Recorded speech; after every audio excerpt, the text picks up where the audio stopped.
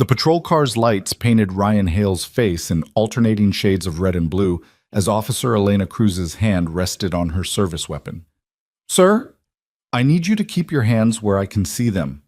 His 6-year-old daughter was 3 blocks away with a babysitter, waiting for him to come home from a job that had run late. Ryan's heart hammered as he raised his palms slowly, the smell of sawdust still clinging to his work shirt. He had no idea that this moment, this terrifying, humiliating mistake, would be the beginning of everything. Before we dive into Ryan's story, I want to invite you on this 2-hour journey with me. If you're watching from anywhere in the world, drop your city in the comments below. I love seeing how far these stories travel, and if you're ready for a tale about second chances, unexpected love, and the courage it takes to let someone in when you've built walls to survive, hit that like button and settle in. This is a story about 2 people who thought they were done with love, and how sometimes the universe has other plans. Ryan Hale had exactly $43 in his checking account when his daughter asked him why some kids had 2 parents and she only had 1.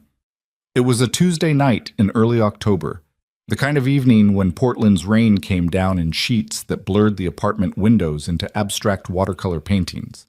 Ryan sat cross-legged on the worn carpet of their living room, his back against the sagging couch that had come with the furnished unit, watching Mia build an elaborate castle out of the cardboard boxes he'd brought home from a job site.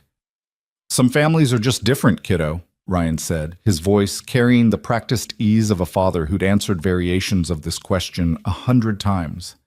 "Like how some people have brown eyes and some have blue. Doesn't make one better than the other." Mia looked up from her construction project, her dark curls, so much like her mother's, falling across her forehead. At 6 years old, she had Ryan's gray eyes, but her mother's everything else. The determined set of her jaw, the way she chewed her bottom lip when concentrating, the stubborn tilt of her chin when she didn't quite believe what she was hearing. "But Emma's dad picks her up from school every day," Mia said, returning her attention to carefully balancing a piece of cardboard across 2 box towers.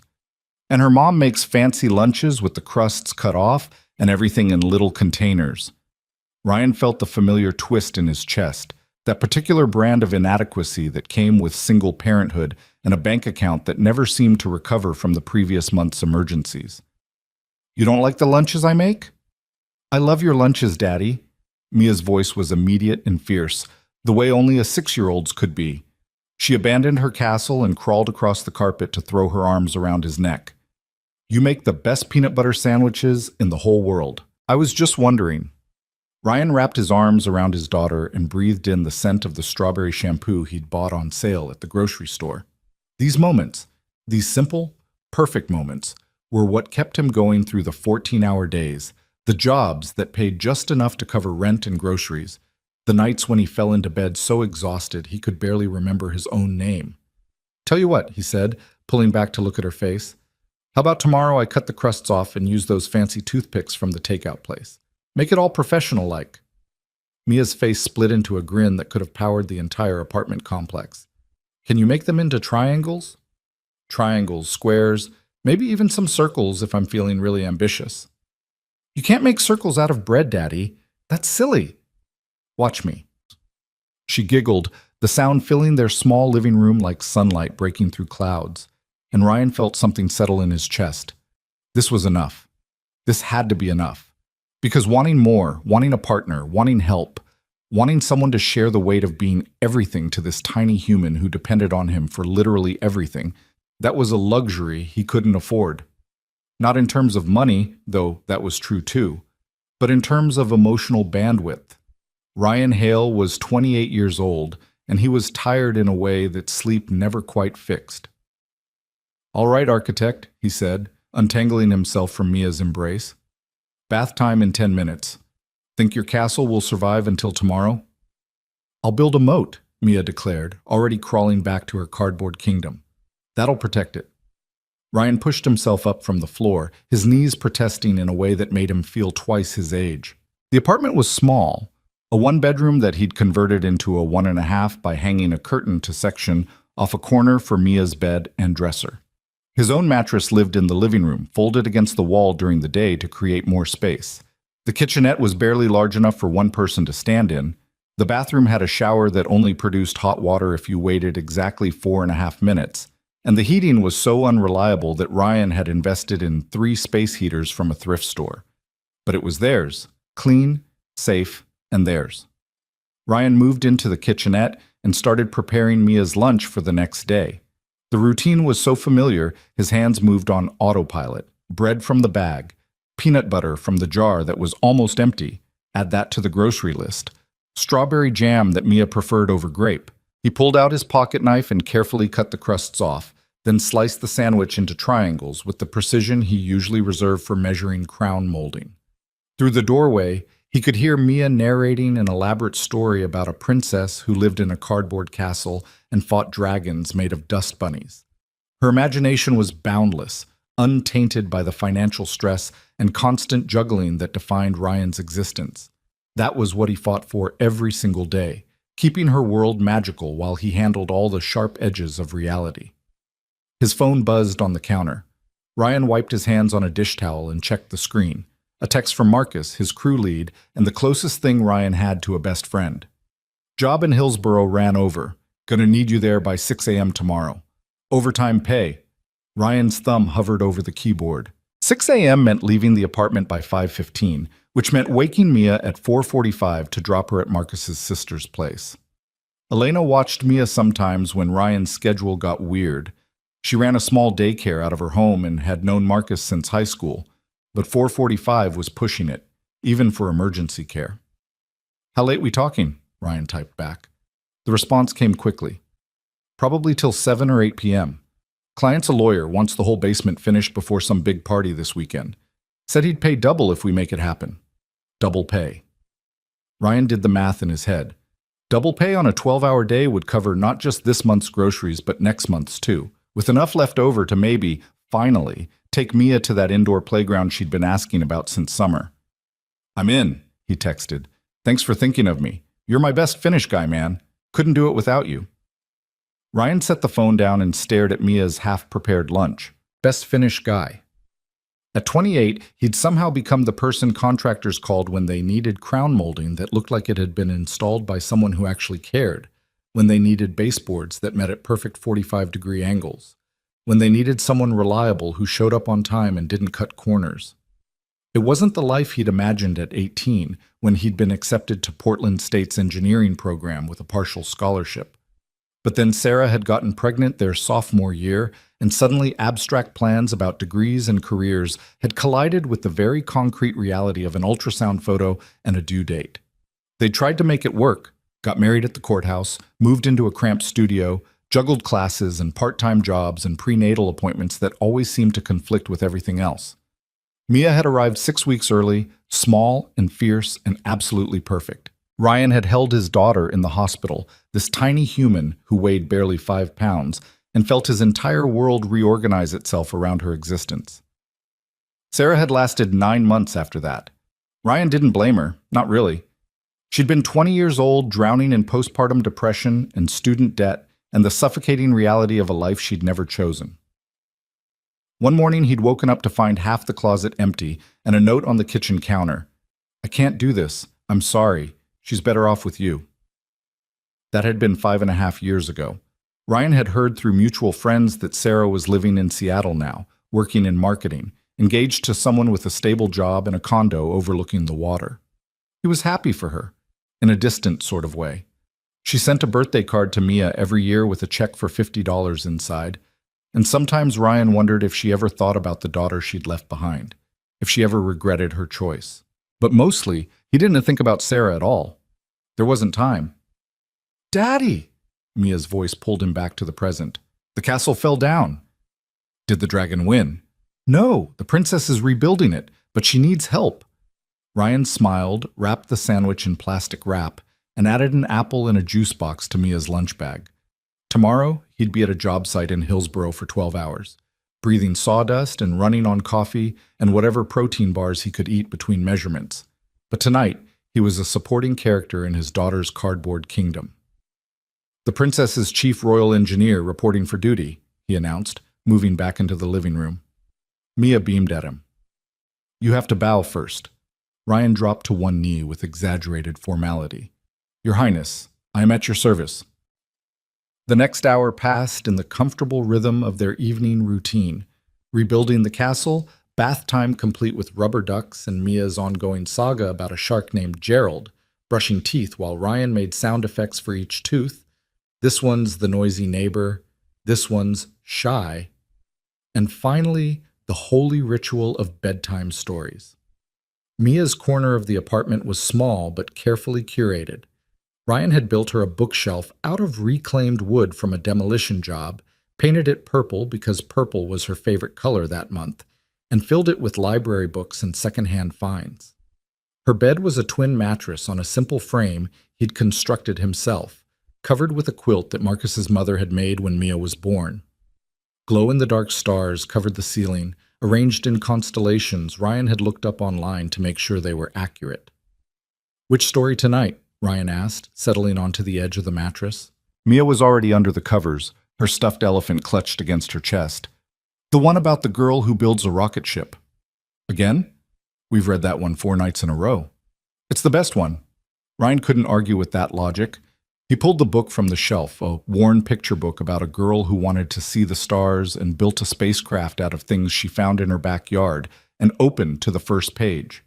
Mia knew the story so well she mouthed along with some of the words, her eyelids growing heavy halfway through. By the time the book's protagonist reached Mars, Mia was asleep, her breathing soft and even. Ryan sat there for a moment, just watching her. The streetlight outside filtered through the thin curtain, casting everything in amber shadows. Mia's face was peaceful, completely unaware of bills and schedules and all the things her father juggled to keep this small, safe world intact. "I love you, kiddo," Ryan whispered, pressing a kiss to her forehead, "more than all the stars in all the galaxies." He stood carefully, trying not to disturb her, and pulled the door halfway closed. The apartment was quiet now, just the hum of the refrigerator and the distant sound of traffic on the street below. Ryan moved through the space, turning off lights, checking that the door was locked, setting his alarm for 4:30 a.m. His mattress was already set up in the living room. He'd learned early on that trying to fold and unfold it every night was an exercise in futility. Ryan changed into the sweatpants he slept in, plugged his phone in to charge, and lay down with a heaviness that went beyond physical exhaustion. This was his life. Wake up before dawn, get Mia fed and dressed and dropped off, work until his hands cramped and his back ached, pick Mia up, come home, be present for her evening, collapse into bed, repeat. Weekends were for laundry and groceries and whatever maintenance jobs he could pick up for extra cash. There was no room for dating, no energy for romance, no space in his carefully balanced equation for another variable. Ryan closed his eyes and let the familiar exhaustion pull him under. Tomorrow would be long, but the overtime pay would be worth it. Everything was worth it, as long as Mia had what she needed. He was asleep in minutes, dreamless and deep. The alarm at 4:30 came like a physical assault. Ryan's hand shot out on instinct, silencing the sound before it could wake Mia. The apartment was still dark, the world outside not yet ready for consciousness. He lay there for 30 seconds, gathering the will to move, then forced himself vertical. The morning routine was executed in near silence. Shower and water that took its full 4.5 minutes to warm up. Instant coffee that tasted like burnt rubber but delivered caffeine. 2 pieces of toast that he ate standing at the counter while scrolling through his phone. Marcus had texted again with the job site address and a note that the client wanted the work done with minimal noise because he worked from home. At 4:45, Ryan gently woke Mia. She was groggy and confused, the way kids always were when roused before dawn, but she didn't complain. She'd been through this enough times to know the drill. "Arms up," Ryan murmured, helping her into clothes he'd laid out the night before. "We're having an adventure this morning." "Is it still nighttime?" Mia asked, her voice thick with sleep. "Just barely. The sun's getting ready to wake up too." He carried her to the car, a 15-year-old Honda Civic that had been old when he bought it, and was now held together mostly through Ryan's stubborn refusal to accept that it might die. Mia fell back asleep in her car seat before they'd even left the parking lot, her head lolling against the side padding. Marcus's sister lived in a small house in southeast Portland, the kind of neighborhood where people actually knew their neighbors and kids played in the streets during summer. Ryan pulled up at 5:10, right on schedule. Elena was already waiting at the door, wrapped in a bathrobe and holding a cup of coffee. "You're a lifesaver," Ryan said quietly, lifting a still sleeping Mia from the car seat. "Bring her in," Elena said, holding the door open. "Marcus told me you got the Hillsborough job. That lawyer's a piece of work, fair warning, but he pays on time." "I'll take what I can get." Elena led him to a small bedroom where she kept a daybed for early drop-offs. Ryan laid Mia down, covering her with a blanket, brushing her hair back from her face. She stirred, but didn't wake. "I'll pick her up by 8:30 tonight," Ryan said, following Elena back to the living room. "Maybe 9 if traffic's bad. Whenever you get here, you know I don't mind." "I know, but I owe you dinner or something. You've been watching her a lot lately." Elena waved him off. "Marcus pays me. And anyway, Mia's a sweetheart, easiest kid I've got most days."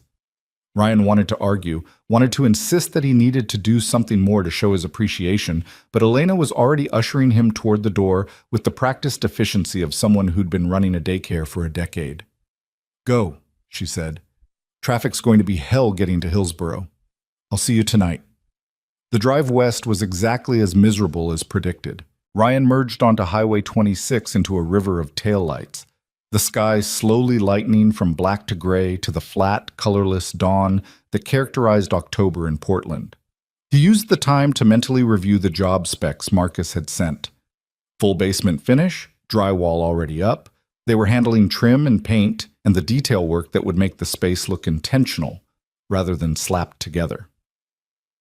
The client's house was in one of those Hillsborough developments where every home looks subtly identical, variations on a theme of beige siding and two-car garages. Ryan pulled up at 5:58 to find Marcus's truck already in the driveway, along with 2 other vehicles he recognized from previous jobs.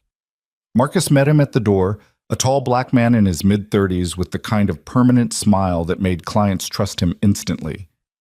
"My finish wizard arrives." "Your severely undercaffeinated finish wizard," Ryan corrected, following Marcus through a pristine main floor toward the basement stairs. "This place is nice. Wait till you see what he wants done downstairs. Man's got champagne taste and is actually willing to pay for it."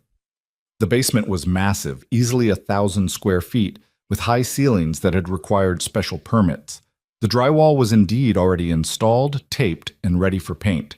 But the trim work was going to be intensive, crown molding throughout, wainscoting on 2 walls, custom built-ins around an entertainment center, and baseboards that needed to account for several architectural quirks where the foundation didn't meet the framing at standard angles. "Jesus," Ryan breathed, setting his tool bag down. "How'd you bid this?" "Very carefully," Marcus said. "You're on crown molding and the built-ins. Danny's got baseboards, Carlos is painting. Client wants it done by Sunday night, which gives us today and tomorrow, plus Sunday if we need it. Sunday's Mia's day." "I know, that's why I'm hoping we don't need it. But the money's good enough that if we do, we'll figure it out," Ryan finished. He wasn't going to promise away his daughter's time, but he also wasn't going to pretend he could afford to turn down this kind of pay. They worked through the morning in the focused silence of professionals who'd collaborated enough times to develop a rhythm. Ryan measured twice, cut once, used a laser level to mark his guidelines, and began the meticulous process of installing crown molding that would meet at inside and outside corners with a kind of precision that separated adequate work from craftsmanship. The client appeared around noon, a man in his early 40s wearing expensive athleisure and an expression that suggested he'd never done manual labor in his life. He walked through the space nodding, making non-committal sounds, then stopped to watch Ryan work for several minutes. "You're very precise," the man observed. Ryan didn't look up from the corner he was coping. "Crown molding shows every mistake. Better to take the time now than have to redo it later." "Marcus said you were the best finish carpenter he'd ever worked with." "Marcus likes to exaggerate." "I don't think so." The client paused. "You do side jobs?" Ryan set down his coping saw and finally made eye contact. "Depends on the job. I've got a friend in Lake Oswego who's renovating a master bathroom. High-end materials. Wants someone detail-oriented. I could give him your number." It was the kind of offer Ryan couldn't afford to dismiss, even if it meant adding more hours to an already overloaded schedule. I'd appreciate that. The client nodded, apparently satisfied, and disappeared back upstairs. Marcus caught Ryan's eye from across the room and grinned. Referrals from clients like this could mean the difference between scraping by and actually building some savings. The afternoon bled into evening. At 7 p.m., Ryan's hands were cramping and his shoulders ached from the overhead work, but the crown molding was nearly complete. He stepped back to survey his progress, checking sight lines and corners, looking for any gaps or inconsistencies that would haunt him later. "Looking good," Marcus said, appearing at his elbow. "You should probably head out. It's almost 7:30. Ryan checked his phone. 7:28, and a text from Elena sent an hour ago. "Mia's asking when you'll be here. No rush, just so you know." "Yeah," Ryan said, already starting to pack up his tools. "I'll be back tomorrow morning?" 6 a.m. We'll finish strong. The drive back across Portland took 40 minutes in evening traffic. Ryan's mind was already shifting gears from work mode to dad mode, running through the evening checklist. Pick up Mia, get home, quick dinner, bath if there was time, definitely a story, bed by 9:30 at the latest. He pulled up to Elena's house at 8:15. Mia was waiting in the living room, visible through the front window, and her face lit up the moment she saw the car. By the time Ryan made it to the front door, she was already there, launching herself at his legs with the full-body enthusiasm of a 6-year-old who'd been waiting for this moment all day. "Daddy!" "Hey, kiddo." Ryan scooped her up, groaning theatrically. "When did you get so heavy? Did Elena feed you rocks?" "She made mac and cheese," Mia reported, her arms tight around his neck. "The good kind with breadcrumbs on top. And we made pictures with glitter." "Glitter, huh?" Ryan looked over Mia's head at Elena, who was standing in the doorway with an apologetic expression. "Should I be worried about my car?" "Most of it's contained to her backpack," Elena said. "Most of it." Ryan set Mia down to collect her things, the backpack, her lunch bag, a drawing she insisted he see immediately. He settled up with Elena, handing over cash that represented a concerning percentage of what he'd earned today, and made it back to the car with Mia chattering about her day, about the other kids in daycare, about how she'd defended the castle they'd built from some younger kids who wanted to knock it down. "Sounds like you were very brave," Ryan said, buckling her into her car seat. "I told them builders work hard and you can't just destroy stuff. You taught me that." Something warm expanded in Ryan's chest. "I did, didn't I? You teach me lots of things." "Well, you're a good student." The apartment felt smaller than usual when they got home. Or maybe Ryan was just more tired than usual. He microwaved chicken nuggets and mixed vegetables that he knew Mia would protest, but eat anyway, and they sat at their small table while she narrated her entire day in exhaustive detail. "And then Marcus called," Mia said, dipping a nugget in ketchup with surgical precision. "And Elena let me talk to him, and he said you were building something really fancy." "Pretty fancy," Ryan agreed. "Crown molding." "What's that?" "It's the trim that goes where the walls meet the ceiling, makes everything look finished and nice." Mia considered this. "Like when you cut the crusts off my sandwich?" Ryan laughed, the sound surprising him with its genuineness. "Yeah, exactly like that. It's the little details that matter." After dinner, they were both too tired for a bath. Ryan let it slide. One night wouldn't kill her, and they moved straight into bedtime routine. Mia brushed her teeth while Ryan tidied the apartment, a task that took approximately 3 minutes given how small the space was. Then it was story time again, the same rocket ship book, and Ryan's voice grew softer with each page as he felt the day's exhaustion finally catching up with him. "Daddy?" Mia said sleepily when the story was done and Ryan was tucking her in. "Are you happy?" The question caught him off guard. "Of course I'm happy, kiddo. Why?" "Emma's dad always smiles a lot, and you look tired." Ryan sat on the edge of her bed, choosing his words carefully. "I am tired sometimes, but that doesn't mean I'm not happy. You make me very, very happy." "But wouldn't you be happier if you had someone like Emma's mom, someone to help?" And there it was again, that same vein of questioning from earlier, except now with a sharper edge. Ryan smoothed Mia's hair back from her forehead, his hand gentle. "Listen to me," he said softly. "You and me, we're a team, the best team there is. And yeah, maybe someday there might be someone else who joins our team. But right now, this is perfect. You're perfect. Don't ever think you're not enough, okay? Mia's eyes were already closing. Okay, Daddy. I love you to the moon and back. And to all the stars, she mumbled, the last part of their nightly ritual. Ryan waited until her breathing evened out before standing. He pulled the door half closed and moved through the apartment one more time, making sure everything was ready for another early morning. His phone showed 11:30 p.m. 4:30 would come brutally fast.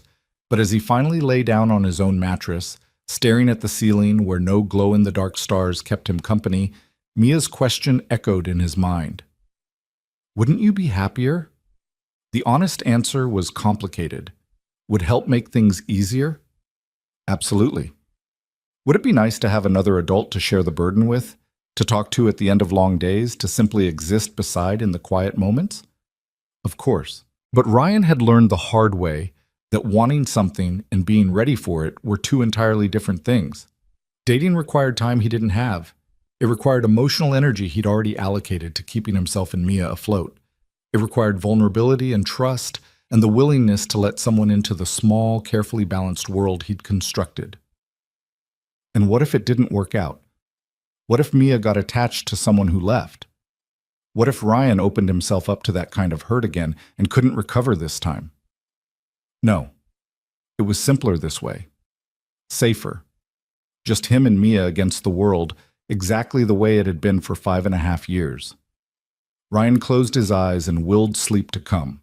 Tomorrow was another long day, another chance to prove he could handle this alone.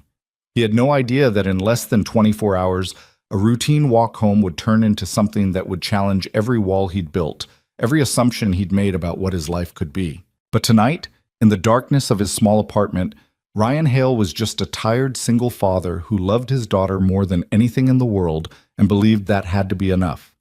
It would have to be enough. It was all he knew how to give. Awesome. Friday arrived with the same pre-dawn alarm, the same rushed morning routine. But Marcus texted at 5 a.m. Client move timeline up. Need you there by 5:30. Bring coffee. Ryan made it to Hillsborough by 5:40, armed with a thermos of terrible instant coffee and the grim determination of someone running on 5 hours of sleep. The work was intense, requiring the kind of focus that made hours disappear.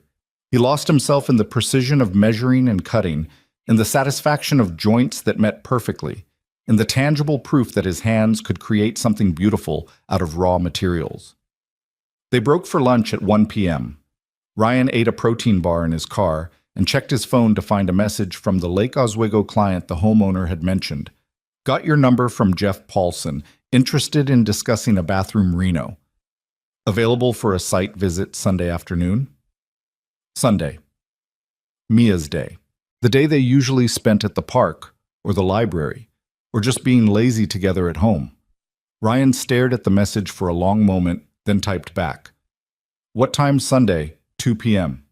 Work? He could make that work. Take Mia to the park in the morning, do the site visit in the afternoon, be back by dinner. It would be tight, but the potential income from a Lake Oswego bathroom renovation could cover 2 months of rent. 2 p.m. works. Send me the address. When they finally wrapped for the day at 7:30 p.m., Ryan's entire body ached with the particular soreness that came from overhead work. But the basement looked incredible. The crown molding created clean lines that made the space feel intentional and expensive, exactly what the client had paid for. We'll finish tomorrow, Marcus said, clapping Ryan on the shoulder. But seriously, man, beautiful work. This is the kind of stuff that gets people talking. Ryan just nodded, too tired for words. He made it to Elena's by 8:15 again, collected a delighted Mia who insisted on showing him a painting she'd made of their apartment, and drove home through Friday night traffic with his daughter singing along to pop songs on the radio. The weekend stretched ahead with its usual list of obligations: laundry, groceries, the Lake Oswego site visit, and whatever precious free time he could carve out to actually spend with Mia. Just another week in the life of Ryan Hale, single father and Finnish carpenter, too busy surviving to think about what else life might offer. He had no way of knowing that the following evening, walking home from a hardware store run after Mia was asleep, and the babysitter was watching TV in his living room, his carefully constructed world was about to tilt on its axis. No way of knowing that red and blue lights were about to change everything. The hardware store run should have taken 15 minutes. Ryan needed wood glue and sandpaper for a side project he'd promised to finish over the weekend, a small bookshelf for one of Marcus's regular clients. Simple stuff. In and out. But the store's card reader had malfunctioned, forcing everyone to pay cash, and Ryan had to wait while the teenager behind the counter counted out change with the speed of continental drift. By the time he made it back outside, the October evening had fully surrendered to darkness, and a light rain had started to fall. Ryan pulled his jacket hood up and started the walk back to his apartment. It was only 6 blocks, and he'd left Mia with Mrs. Chen from 3B, a retired teacher who sometimes babysat when Ryan needed to run quick errands. The arrangement worked because Mrs. Chen genuinely liked Mia, and because Ryan paid her in a combination of cash and minor repairs around her apartment. The streets were quiet for a Friday night. Most people already settled into wherever they were spending their evening.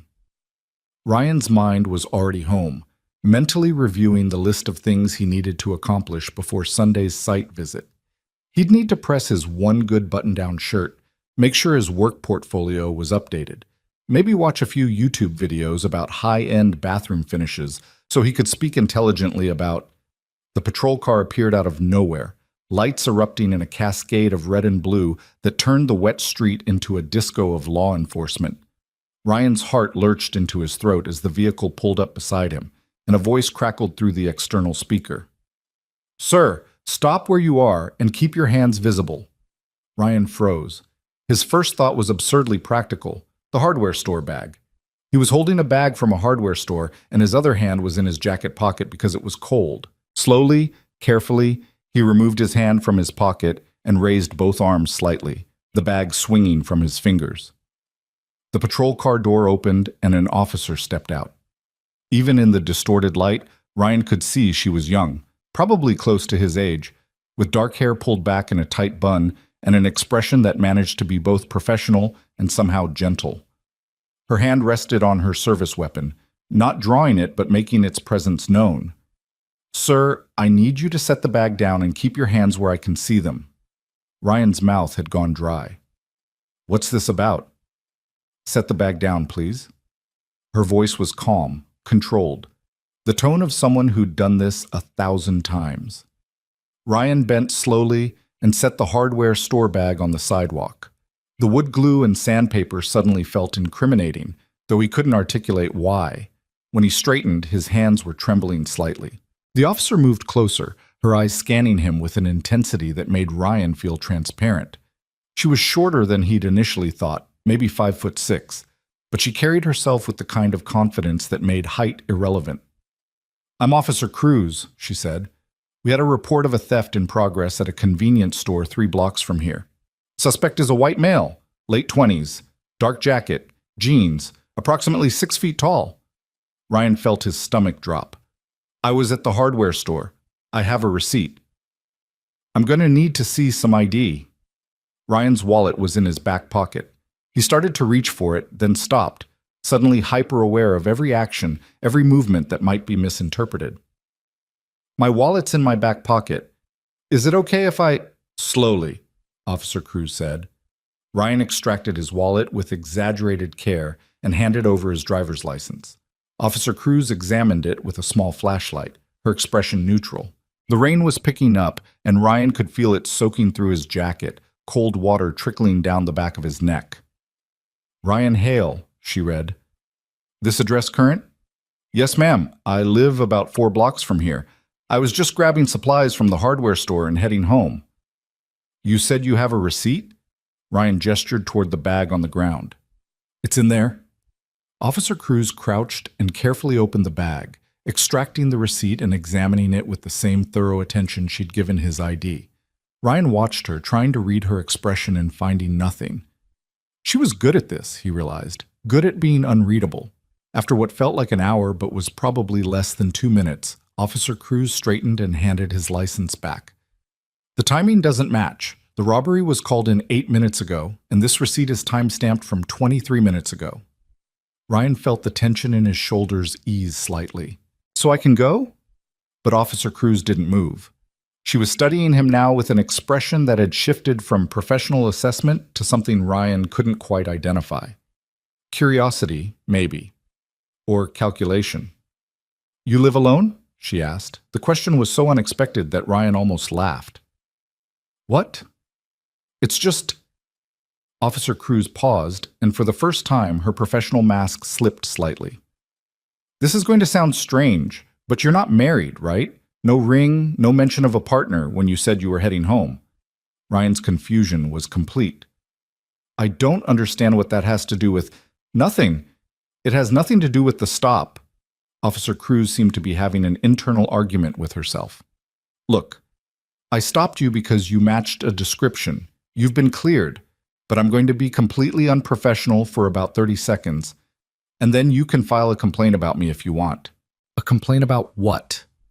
Officer Cruz took a breath, and Ryan saw the exact moment she made whatever decision she was wrestling with. "Are you single?" The question hit Ryan like a physical thing. He actually took a step backward, nearly slipping on the wet pavement. "I'm sorry, what?" "I'm asking if you're seeing anyone, dating, involved, whatever term you prefer." Officer Cruz's cheeks had flushed slightly, visible even in the artificial light. "Because I just pulled you over for matching a suspect description, which was clearly my mistake, and I'd like to buy you coffee as an apology. If you're not involved with anyone, which is absolutely not protocol and definitely something I could get reprimanded for, so feel free to say no and forget this entire conversation happened." Ryan's brain had stalled out somewhere around "buy you coffee." He was standing on a street corner in the rain, soaking wet, having just been stopped by police, and now said police officer was asking him out. The absurdity of it all made him wonder if he'd fallen asleep on his mattress, and this was some kind of stress-induced fever dream. "I have a daughter," Ryan heard himself say. Officer Cruz's expression shifted. "Oh, you're married." "No, single, but I have a 6-year-old daughter." "Okay." Officer Cruz seemed to be processing this information, recalibrating. "Does that mean no to coffee, or—" "Why are you asking me this?" Ryan interrupted. The question came out more bewildered than confrontational. "You pulled me over. You thought I was a robbery suspect. This doesn't happen." "I know it doesn't happen. Trust me. I know." Officer Cruz ran a hand over her face, and Ryan caught a glimpse of something beneath the professional composure. Exhaustion, maybe. Or the same kind of loneliness he saw in his own mirror every morning. "I'm going to be honest with you, Ryan. Can I call you Ryan?" "Sure." "I've been a cop for 7 years. I've pulled over hundreds of people. I have never, ever asked anyone out during a traffic stop or any other professional interaction. But you seemed genuinely terrified when I stopped you, not angry or defensive or any of the things people usually are. And when you talked about heading home, you sounded like someone who actually had something to go home to, not just an empty apartment and a TV dinner. Which is stupid reasoning, I know, but it made me think maybe you're the kind of person who doesn't play games or waste time, and I'm really tired of games and wasted time."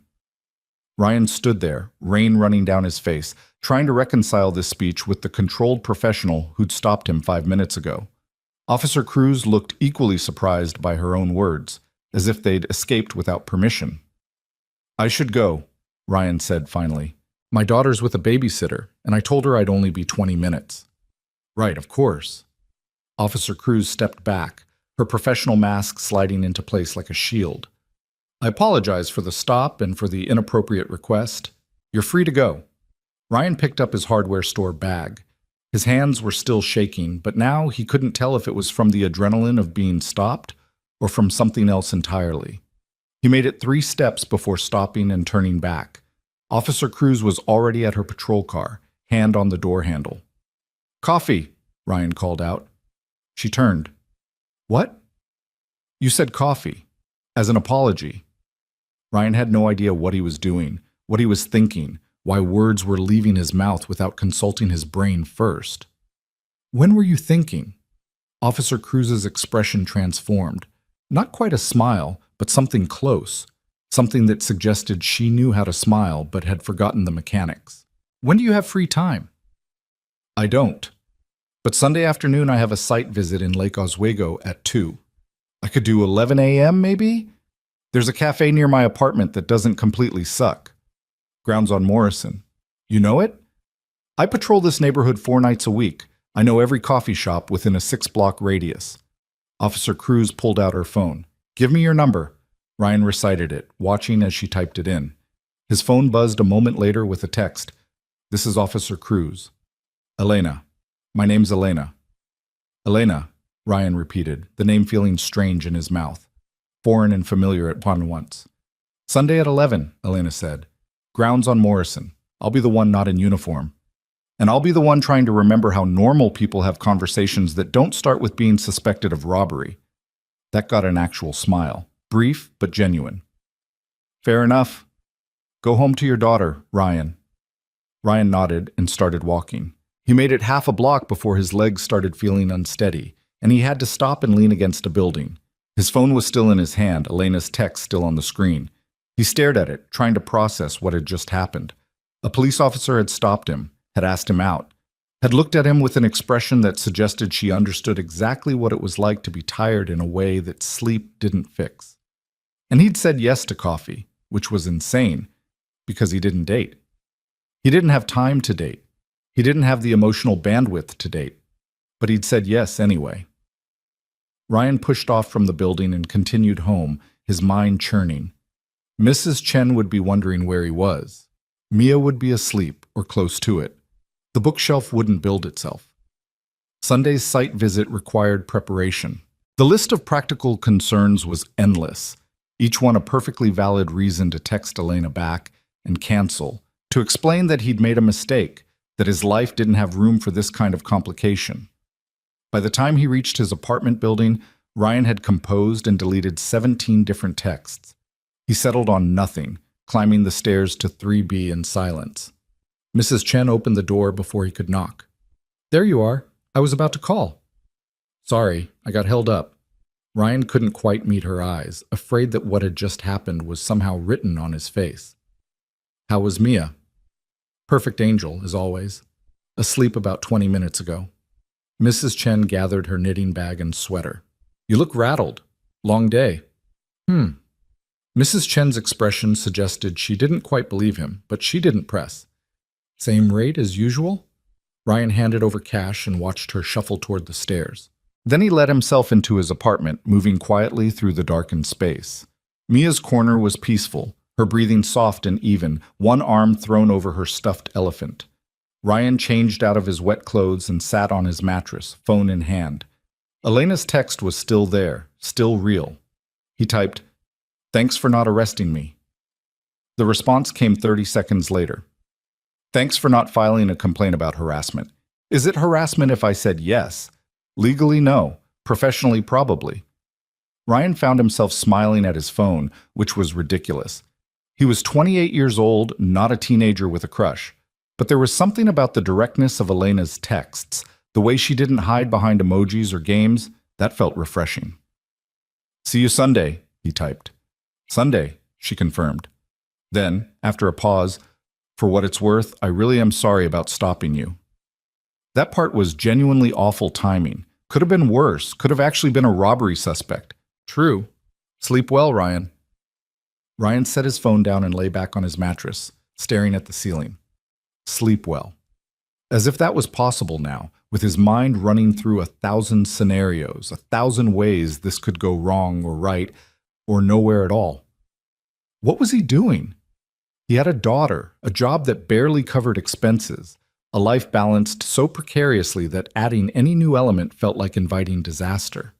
Elena was a police officer, which meant shift work and stress and a job that came with its own set of complications.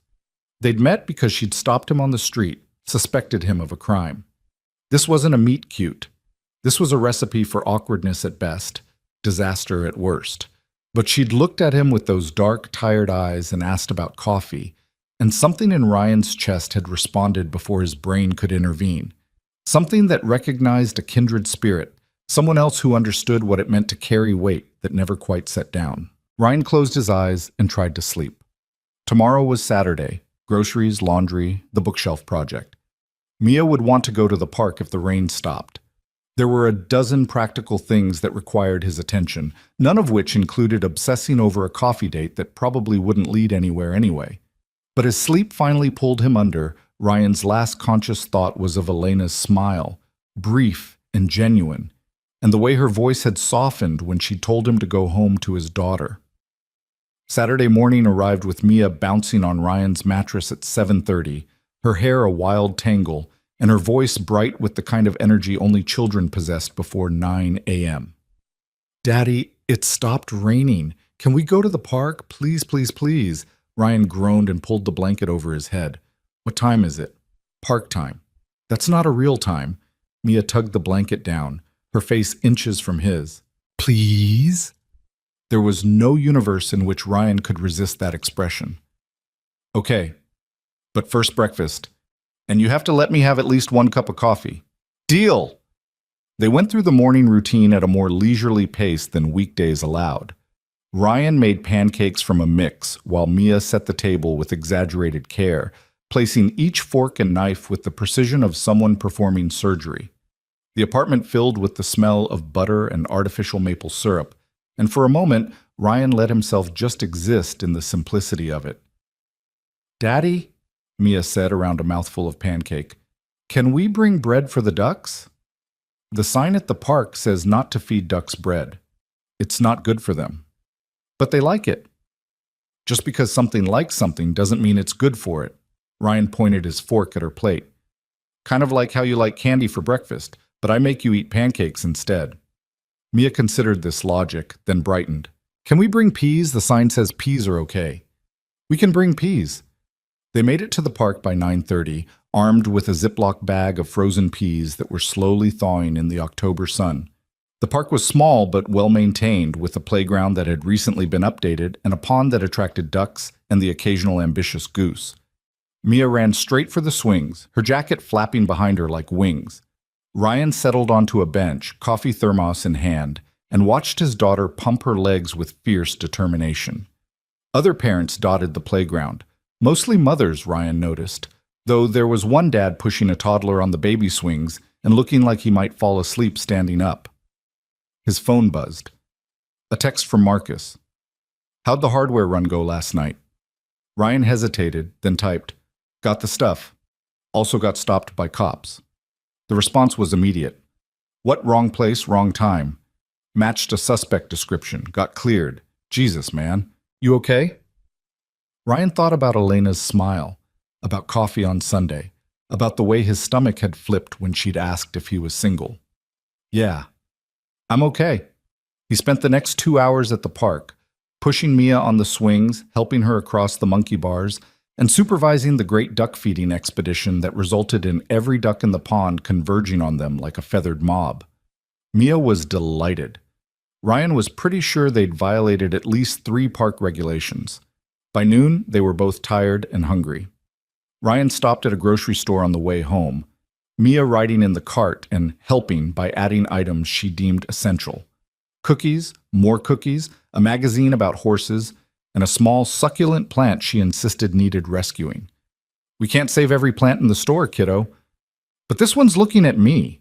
Ryan looked at the succulent. It was objectively not looking at anything. It was a plant. But Mia's expression was so earnest that he found himself adding it to the cart anyway, along with the actual groceries they needed. Back at the apartment, they had grilled cheese for lunch and spent the afternoon in comfortable domesticity. Ryan worked on the bookshelf while Mia played with her castle and narrated increasingly elaborate stories involving princesses, dragons, and apparently now a magical plant that could grant wishes. His phone stayed silent. No texts from Elena. Ryan told himself that was normal, that they'd agreed to Sunday, and there was no reason for her to reach out before then. But he still checked his phone more often than usual, feeling absurd each time. Evening came with its usual routines: dinner, bath, stories. But when Ryan tucked Mia in, she looked up at him with those gray eyes that were so much like his own and asked, "Are you happy, Daddy?" It was the second time she'd asked that question in a week. Ryan sat on the edge of her bed, choosing his words carefully. "What makes you ask that?" "You smiled a lot today, more than usual." Ryan felt his chest tighten. How was his 6-year-old so perceptive? I'm always happy when I'm with you. I know, but today you seemed happy. Like something good happened. Something good did happen. I got to spend the whole day with my favorite person in the world. Mia giggled, but her expression remained serious. Is it okay if other things make you happy too? Not just me? Of course it is. Why would you think otherwise? Because you work a lot and then come home and you're tired and we do our stuff and that's it. You don't really do other things. Ryan smoothed her hair back from her forehead, his throat tight. Would it bother you if I did other things sometimes? Like what? I don't know. Maybe have coffee with a friend or take a break to do something just for me. Mia was quiet for a moment, thinking. Then, Emma's dad plays basketball on Saturdays. Her mom says it's important for him to have his own time. Emma's mom sounds smart. So you should have your own time too. Maybe I should. Ryan kissed her forehead. But right now my time is reading you a story. What'll it be tonight? The rocket ship one. Again? It's still the best one. Ryan read the familiar story, his voice soft in the dimness of Mia's corner. By the time the cardboard rocket reached Mars, she was asleep, one hand curled around her elephant's trunk.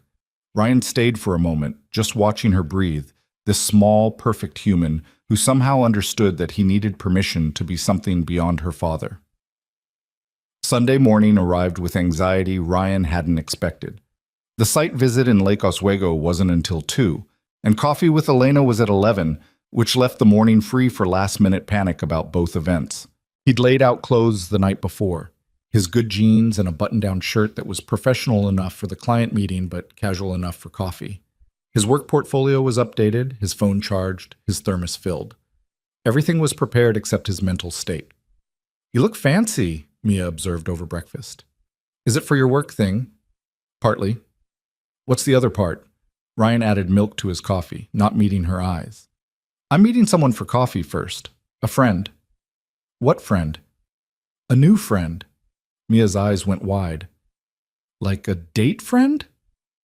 "How do you even know about dates? You're 6. Emma talks about dates. Her mom goes on dates sometimes with her dad. They call it date night. Ryan set his coffee down. This conversation was veering into territory he hadn't prepared for. "It's just coffee, getting to know someone, that's all. But maybe it could be a date later?" "Maybe. I don't know. It's complicated." Mia nodded sagely, as if she understood complexity. "Is she nice?" "I think so. I only met her for a few minutes." "What's her name?" "Elena." "That's a pretty name?" Mia took a bite of cereal, chewing thoughtfully. "You should bring her flowers. Emma's dad always brings flowers." "I'm not bringing flowers to a coffee shop, kiddo." "Why not?" "Because showing up to a first meeting with flowers felt presumptuous and overeager, and like something from a romantic comedy rather than real life. But Ryan didn't say that. Instead, "Because it's just coffee, low-key, casual." Mia shrugged, apparently satisfied. "Okay, but if you like her, you should tell her. That's what the princess does in my stories." "I'll keep that in mind." At 10:45, Ryan left Mia with Mrs. Chen again, promising he'd be back by 1:30 at the latest. The walk to Grounds on Morrison took 12 minutes, leaving him 3 minutes early and suddenly unsure whether arriving early made him seem eager or punctual. Elena was already there. She sat at a corner table near the window, dressed in jeans and a dark green sweater, her hair down instead of pulled back. Without the uniform and the authority it carried, she looked younger, more uncertain. Human in a way the officer from Friday night hadn't quite been. Ryan's heart was doing something complicated in his chest. He took a breath and walked over. "Hey." Elena looked up and something in her expression eased. Relief, maybe. "Hey, you came." "You thought I wouldn't?" "Wasn't sure. Figured you might wake up and realize accepting a coffee invitation from a cop who stopped you on the street was moderately insane." Ryan sat down across from her. "I considered it, but I've done crazier things." "Like what?" "Like agreeing to become a single parent at 22. That got a small smile. "How'd that go?" "Still figuring it out, but she's 6 now, so I must be doing something right." A barista appeared at their table, and they ordered black coffee for Ryan, a latte for Elena. The silence that followed wasn't quite awkward, but it carried the weight of two people who'd agreed to this meeting without really knowing what they were agreeing to. "So," Elena said finally, "this is weird, right? This is objectively weird." "Extremely weird," Ryan agreed. "I've never done this before." "Done what? Coffee?" "Dated. Not since—" He paused, unsure how much to share. "Not since my daughter's mom left. That was 5.5 years ago." Elena's expression shifted. Not pity, exactly. Something closer to understanding. "That's a long time." "Yeah, what about you?" The barista returned with their drinks, giving Elena a moment before she had to answer. She wrapped her hands around her mug, steam rising between them. "I was married," she said quietly. "My husband died 4 years ago. Firefighter. Structure fire went wrong." Ryan felt his chest constrict. Suddenly, the weariness he'd seen in Elena's eyes made terrible sense. "I'm sorry." "Thank you." Elena took a sip of her latte, her gaze distant. "I haven't really dated since. Tried a few times, but it always felt like I was just going through motions, like I was performing being ready instead of actually being ready. And now? Now I'm still not sure I'm ready, but I stopped you on Friday and you looked terrified, and somehow that made you seem real in a way most people don't. Does that make sense?" "Actually, yeah, it does." They talked for the next hour, the conversation flowing with surprising ease once they got past the initial weirdness.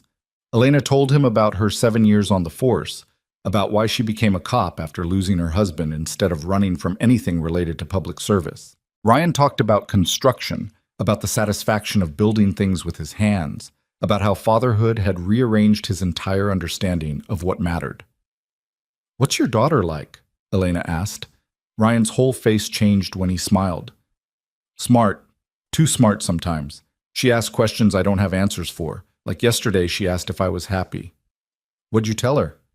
"That she makes me happy, which is true. But she called me on it. Basically said it was okay if other things made me happy too." "Sounds like she's giving you permission."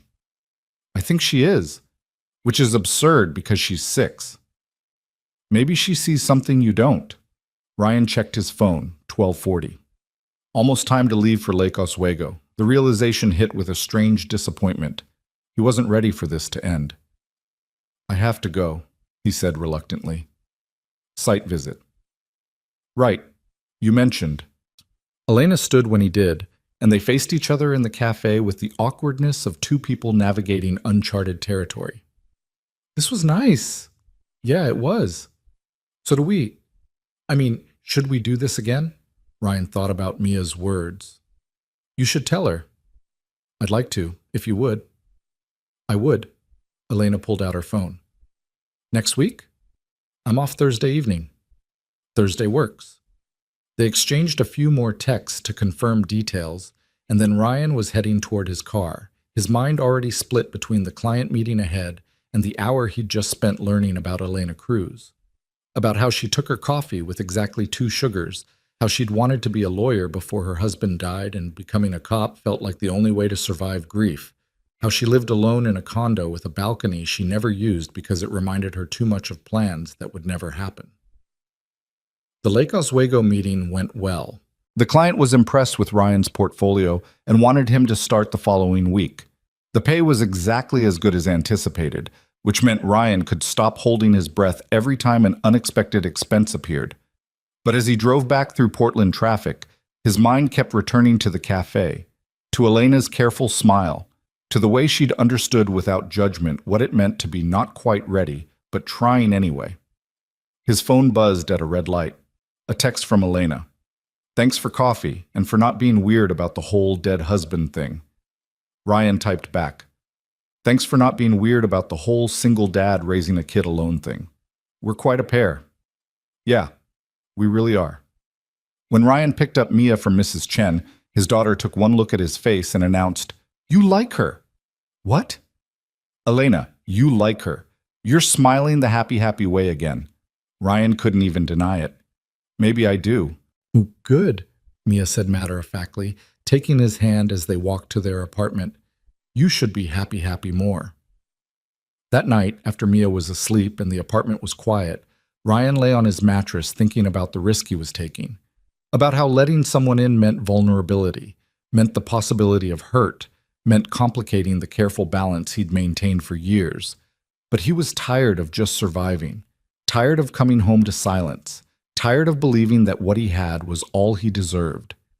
Elena had looked at him like she understood, like she was tired too, and maybe that was enough to start with, two tired people choosing to try anyway.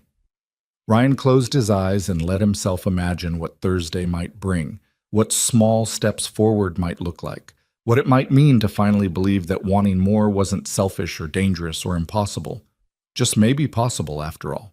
Thursday arrived wrapped in the kind of cold November rain that made Portland feel like it existed underwater. Ryan spent the day at the Lake Oswego bathroom renovation, pulling out old tile and making notes about plumbing that would need professional attention before he could start the finish work. His hands were raw by lunch, his back aching from the awkward angles, but the client had already paid half up front, and that money was currently sitting in Ryan's account like a small miracle. Marcus called around 3. "How's the fancy bathroom coming?" "Slow. They want heated floors, which means I need to coordinate with an electrician." "You sound stressed." "I'm fine." "You sure? Because you've been weird all week, distracted. You measured the same piece of trim 3 times yesterday." Ryan wiped dust from his face with the back of his hand. "I've got a thing tonight." "What kind of thing?" "A date thing." The silence on the other end lasted long enough that Ryan checked to make sure the call hadn't dropped. Then Marcus's laugh came through, loud and delighted. "Ryan Hale has a date. Someone alert the media. It's not that big a deal. Brother, you haven't been on a date since Mia was in diapers. This is absolutely a big deal. Who is she?" Ryan hesitated. "A cop." "A cop? How'd you meet a cop?" "She stopped me last Friday. Thought I matched a robbery suspect." Marcus's laughter intensified. "You're telling me you got pulled over and somehow turned that into a date? That's either the smoothest thing you've ever done or the weirdest meet-cute in history." "Definitely the second one." "Well, good luck, man. You deserve something good." Ryan ended the call and returned to demolition work, but his mind kept drifting to the evening ahead.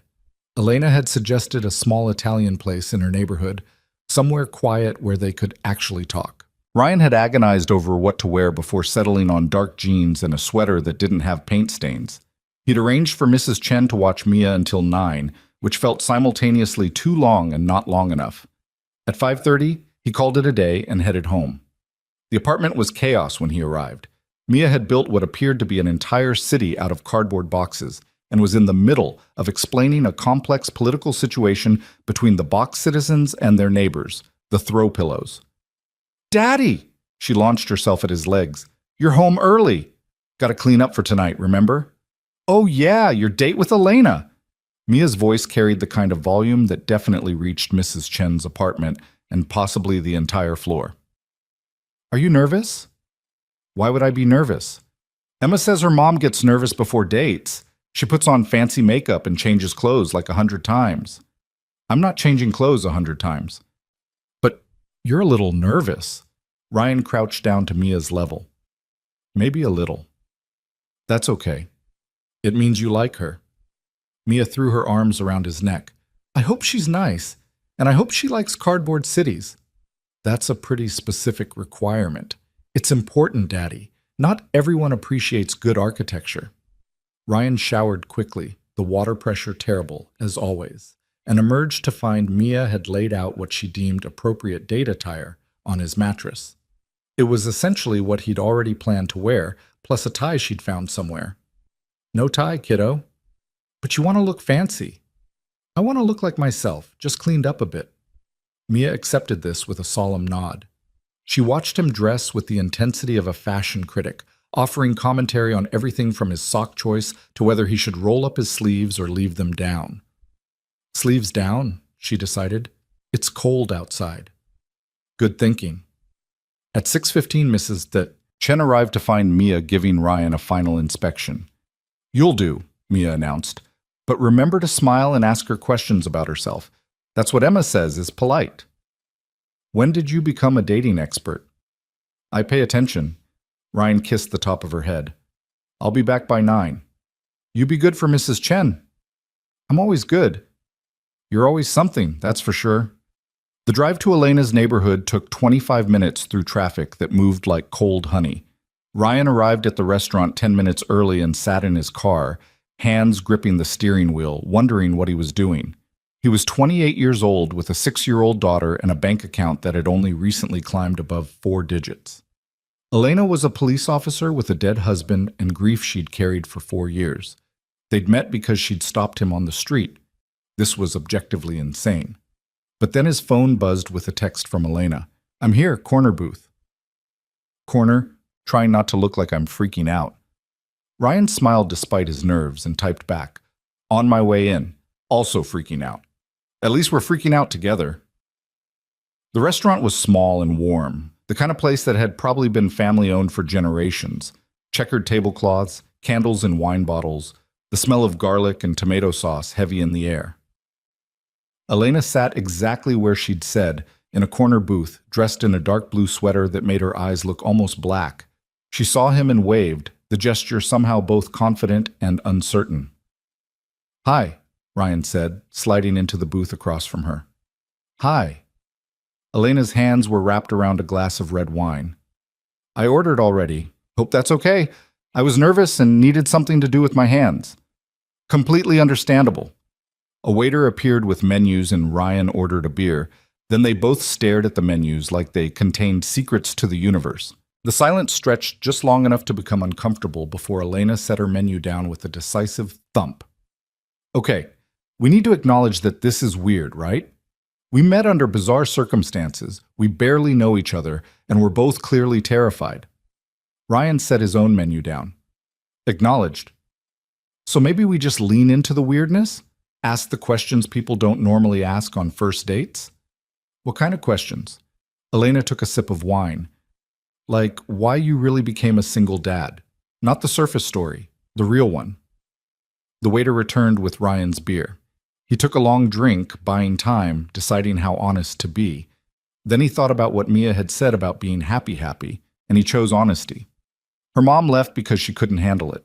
The reality of having a kid, of being tied down, of watching her entire life plan evaporate. I was angry at first, furious, but after a while I realized she did the brave thing. She knew she couldn't be what Mia needed, so she left instead of staying and resenting us both. That must have been terrifying, being alone with a baby. I was 22 and had no idea what I was doing, still don't most days, but Mia's amazing and I can't imagine my life without her, so maybe Sarah did us both a favor. Do you ever hear from her? Birthday cards, $50 checks. She lives in Seattle now, engaged to someone stable. I hope she's happy. Elena nodded slowly. That's generous. Being able to hope she's happy. What's the alternative? Staying bitter? That doesn't help anyone. Ryan leaned forward. Your turn. Why'd you become a cop after losing your husband? Most people would run from anything that reminded them of what they lost. Elena's fingers traced the rim of her wine glass. Because running felt like erasing him. David was a firefighter because he believed in helping people and being useful. After he died, I was drowning in grief, and the only thing that made sense was trying to honor what he believed in. So I applied to the academy. Do you regret it? Sometimes. The job is hard, and it cost me in ways I didn't anticipate, but it also gave me structure when I needed it, purpose, something to get up for besides just surviving another day. They ordered food, pasta for Elena, chicken parmesan for Ryan, and the conversation shifted to safer territory. Elena told him about growing up in a big family in California, about how she'd moved to Portland for college and fallen in love with the rain.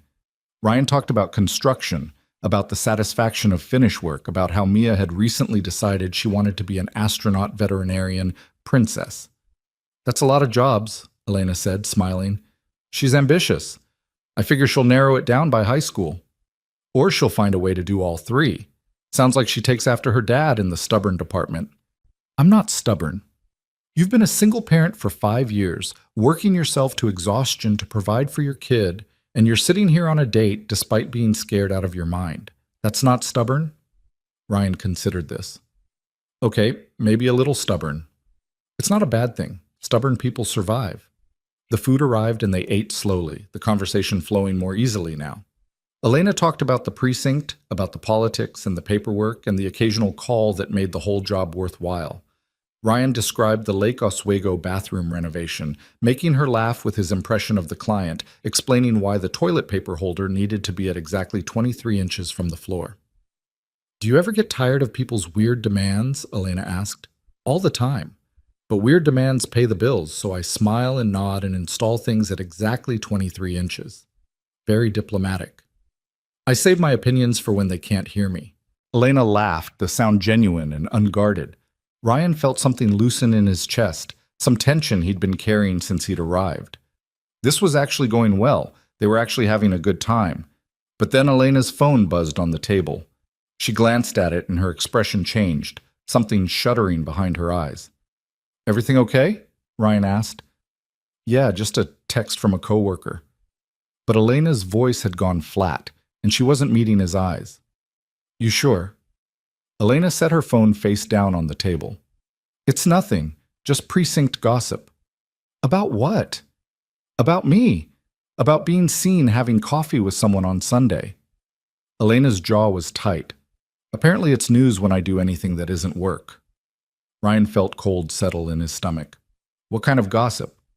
"The usual. Questions about who you are, speculation about whether I'm ready to move on, a few people who think 4 years isn't long enough." Elena's hands were fists on the table. "It's stupid. I shouldn't care what they think."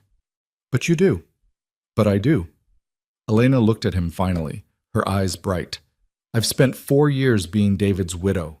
That's how people see me. And part of me is terrified that if I stop being that, if I let myself be something else, I'll lose the last connection I have to him." Ryan reached across the table, his hand covering hers. "You won't lose him. He's part of who you are. Being happy again doesn't erase that." "Logically, I know that. But grief isn't logical." "No, it's really not."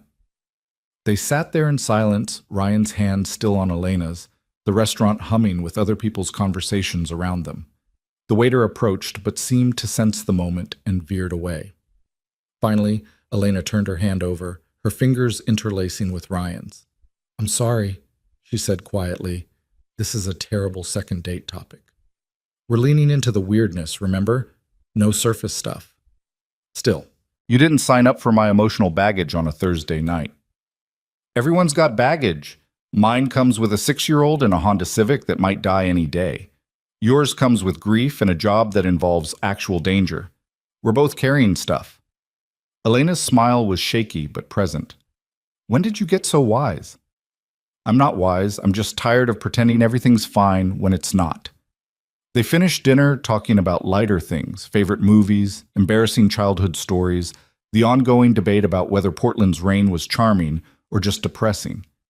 But something had shifted between them, some acknowledgement that they were both damaged in their own ways and choosing to show up anyway. Ryan paid despite Elena's protests, and they walked out into the November cold. The rain had stopped, leaving the streets slick and shining under streetlights. "I'm parked over there," Ryan said, gesturing vaguely.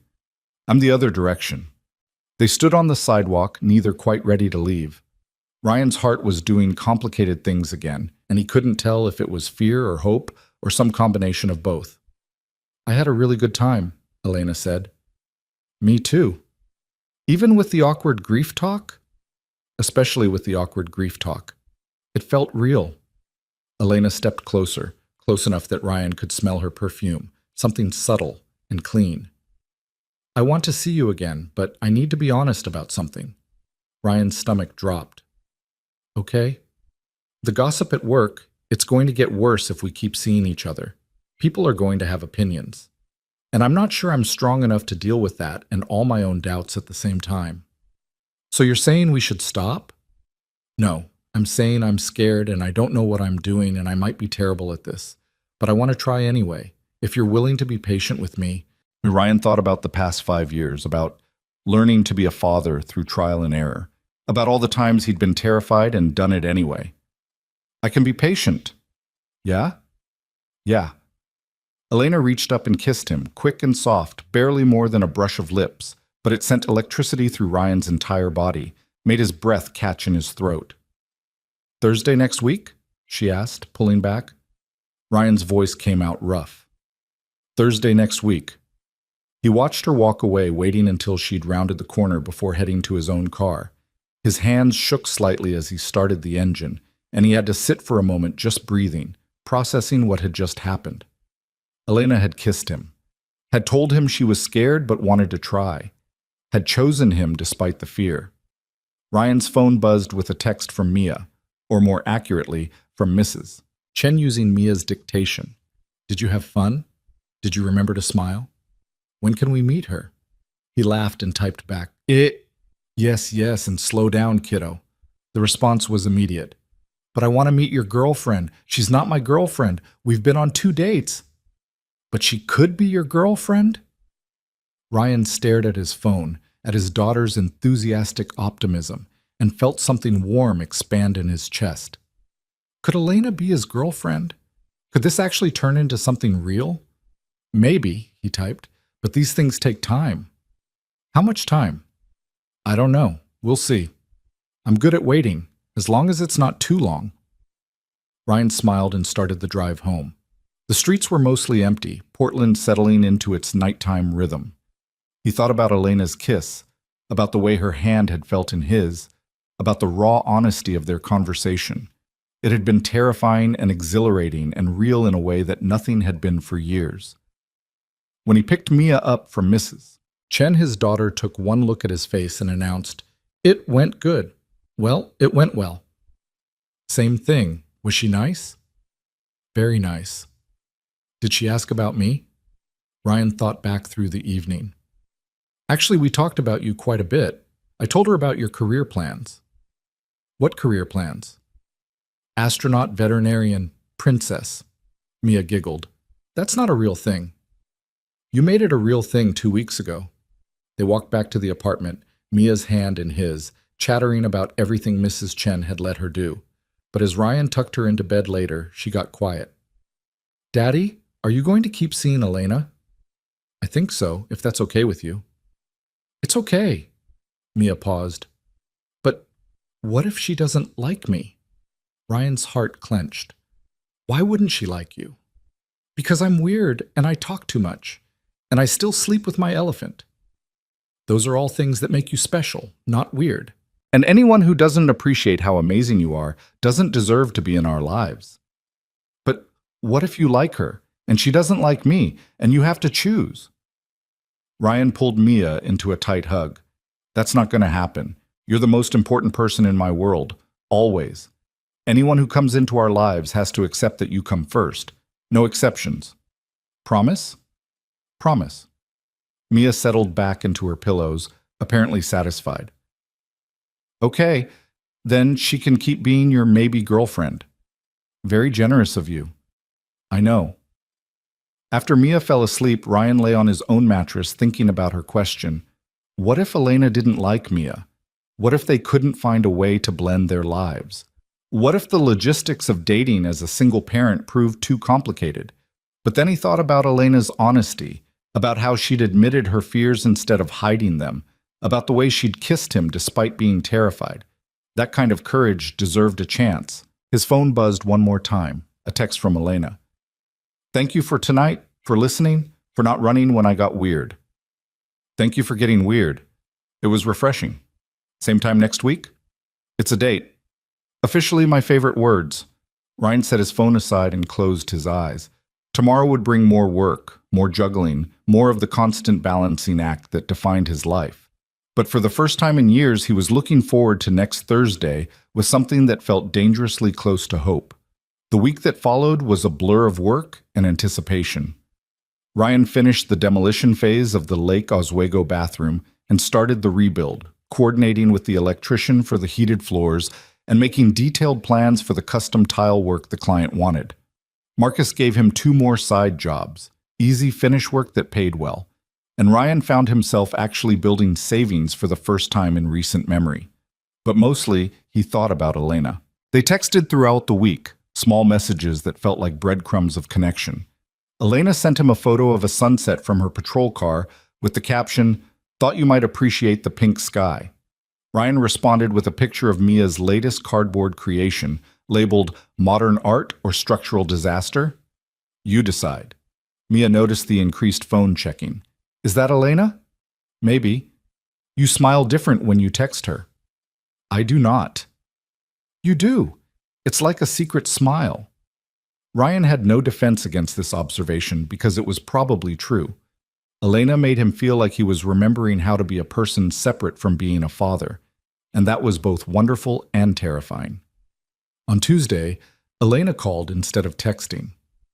Hey, this might be forward, but I'm off Saturday afternoon. Would you and Mia want to get lunch? Nothing fancy, just casual. I thought maybe it was time I met her. Ryan's heart rate spiked. You want to meet Mia? Only if you're comfortable with it. I know that's a big step, and if it's too soon, no. Yes. I'd like that. Let me ask her. He put Elena on hold and found Mia in her corner, building yet another cardboard structure. Hey kiddo, how would you feel about meeting Elena this Saturday? She suggested lunch. Mia's eyes went enormous. Really? She wants to meet me? She does. What should I wear? Should I tell her about my castle? Does she like pizza? Slow down. Just be yourself. That's all you need to be. Mia launched herself at him, nearly knocking him over. This is the best day. Ryan returned to the phone. So that's a yes from Mia. She's already planning her outfit. Elena's laugh was warm. I'm nervous too, if that helps. It actually does. How about that place near Laurelhurst Park? The one with the grilled cheese and tomato soup? Perfect. Noon? Noon. Ryan spent the next 4 days in a state of low-level anxiety. What if Mia and Elena didn't click? What if this was too much too soon? What if bringing someone into Mia's life was selfish and irresponsible? But Mia was excited in a way Ryan hadn't seen in months. She talked about Elena constantly, asked 1,000 questions Ryan couldn't answer, and changed her mind about outfits approximately 40 times. Saturday morning arrived cold and bright. Mia woke up before Ryan and was already dressed when he emerged from his mattress. It's 8 a.m., he said. We're not meeting Elena for 4 hours. I want to be ready. You're wearing your nice dress and your light-up sneakers. I'm not sure that combination says what you think it says. It says I'm fancy, but also fun. Ryan couldn't argue with that logic. They killed time at the park, then went home so Ryan could change into clothes Mia deemed acceptable. At 11:30, they headed to the restaurant. Elena was already there, standing outside looking more nervous than Ryan had ever seen her. She wore jeans and a sweater, her hair pulled back in a ponytail, and when she saw them approaching, her smile was uncertain. Mia gripped Ryan's hand tighter. That's her? That's her. She's pretty. Yeah, she is. They reached Elena, and for a moment all three of them just stood there in awkward silence. Then Mia stepped forward and stuck out her hand with the formality of a tiny business executive. Hi, I'm Mia. I'm 6.5. Nice to meet you. Elena's face transformed as she shook Mia's hand with equal seriousness. Nice to meet you too, Mia. I'm Elena. I've heard a lot about you. Good things? The best things. Your dad says you're very smart and you build impressive structures out of cardboard. Mia beamed. I do. Do you want to see pictures? Maybe after lunch? Ryan suggested gently. They went inside and settled into a booth, Mia between Ryan and the window, Elena across from them. The waiter brought menus, but Mia ignored hers in favor of studying Elena with the intensity of a scientist examining a new species. Do you like being a police officer? Mia asked. Most days. It's challenging but rewarding. Do you have a gun? Mia, Ryan warned. It's okay, Elena said. Yes, I have a gun, but I almost never have to use it. Most of my job is helping people and making sure everyone stays safe. Like a superhero? More like a really patient problem solver. Mia considered this. My dad's a problem solver too. He fixes things. I know, he's very good at it. He made me a bookshelf, and he cuts my sandwiches into triangles even though circles are impossible. Elena looked at Ryan, amused. Circles are impossible? Physics, Ryan said, and the limitations of square bread. They ordered grilled cheese and tomato soup for Mia, the same for Elena, a burger for Ryan, and conversation flowed more easily than Ryan had dared hope. Mia talked about school and her friends and her astronaut veterinarian princess plans. Elena listened with genuine interest, asking follow-up questions that made Mia light up even more. What about you? Mia asked suddenly. Do you have kids? The question landed like a stone in still water. Elena's smile faltered just for a second before recovering. No, I don't have kids. Do you want kids? Mia, that's personal, Ryan started. It's okay. Elena met Mia's gaze directly. I used to think I'd have kids someday, but life doesn't always go the way we plan, so now I'm not sure. Mia nodded sagely. Life is complicated, that's what Daddy says. Your daddy's right. The food arrived, saving them from further interrogation. They ate and talked about lighter things, favorite colors, best pizza toppings, whether cats or dogs made better pets. Mia was charming and funny, and only slightly overwhelming, and Elena seemed genuinely delighted by her. After lunch, they walked to Laurelhurst Park. It was too cold for the playground to be crowded, but Mia wanted to swing, and Elena offered to push her. Ryan watched from a nearby bench as his daughter and the woman he was dating fell into an easy rhythm, Mia shouting, "Higher!" and Elena complying with theatrical grunts of effort. Something tight in Ryan's chest loosened. They were okay together. More than okay. After 20 minutes, Mia ran off to explore the fallen leaves, and Elena joined Ryan on the bench. She's wonderful, Elena said softly. Yeah, she really is. And terrifying. I've interviewed murder suspects less intimidating than a 6-year-old asking about my reproductive plans. Ryan laughed. She doesn't have a filter. I'm working on that. Don't. It's refreshing. Elena watched Mia jump in a pile of leaves. Thank you for letting me meet her. Thank you for wanting to. They sat in comfortable silence, watching Mia play. The November sun was weak but present, and the park smelled like rain and earth and possibility. So, Elena said eventually, does this mean we passed the test? With flying colors. Good, because I really like you, Ryan. And I really like your daughter, and that's terrifying, but also really nice. Ryan reached over and took her hand. I really like you too, and I'm glad you're brave enough to be terrified. We're quite a pair. Yeah, we really are. Mia ran back over, breathless and covered in leaf debris. Can Elena come see my castle, the one at home? Ryan looked at Elena. You don't have to, I'd love to, Elena said, if that's okay with you. It's okay with me. They walked back to Ryan's apartment, Mia chattering the entire way about the architectural features of her cardboard city. The apartment looked even smaller with 3 people in it, but Elena didn't seem to notice or care. She examined Mia's constructions with appropriate awe, asked intelligent questions about urban planning, and genuinely seemed to appreciate the vision. This is really impressive, Elena told Mia. You've got real talent. Mia glowed. Maybe when I'm an astronaut veterinarian princess, I can also be an architect. That's a lot of jobs. I'm ambitious. Later, after Mia had exhausted herself explaining every detail of her cardboard empire and had settled into her corner with a book, Elena and Ryan sat on his mattress drinking terrible instant coffee. Your life is beautiful, Elena said quietly. Chaotic and cramped, and beautiful. It's something. It's everything. Don't diminish it.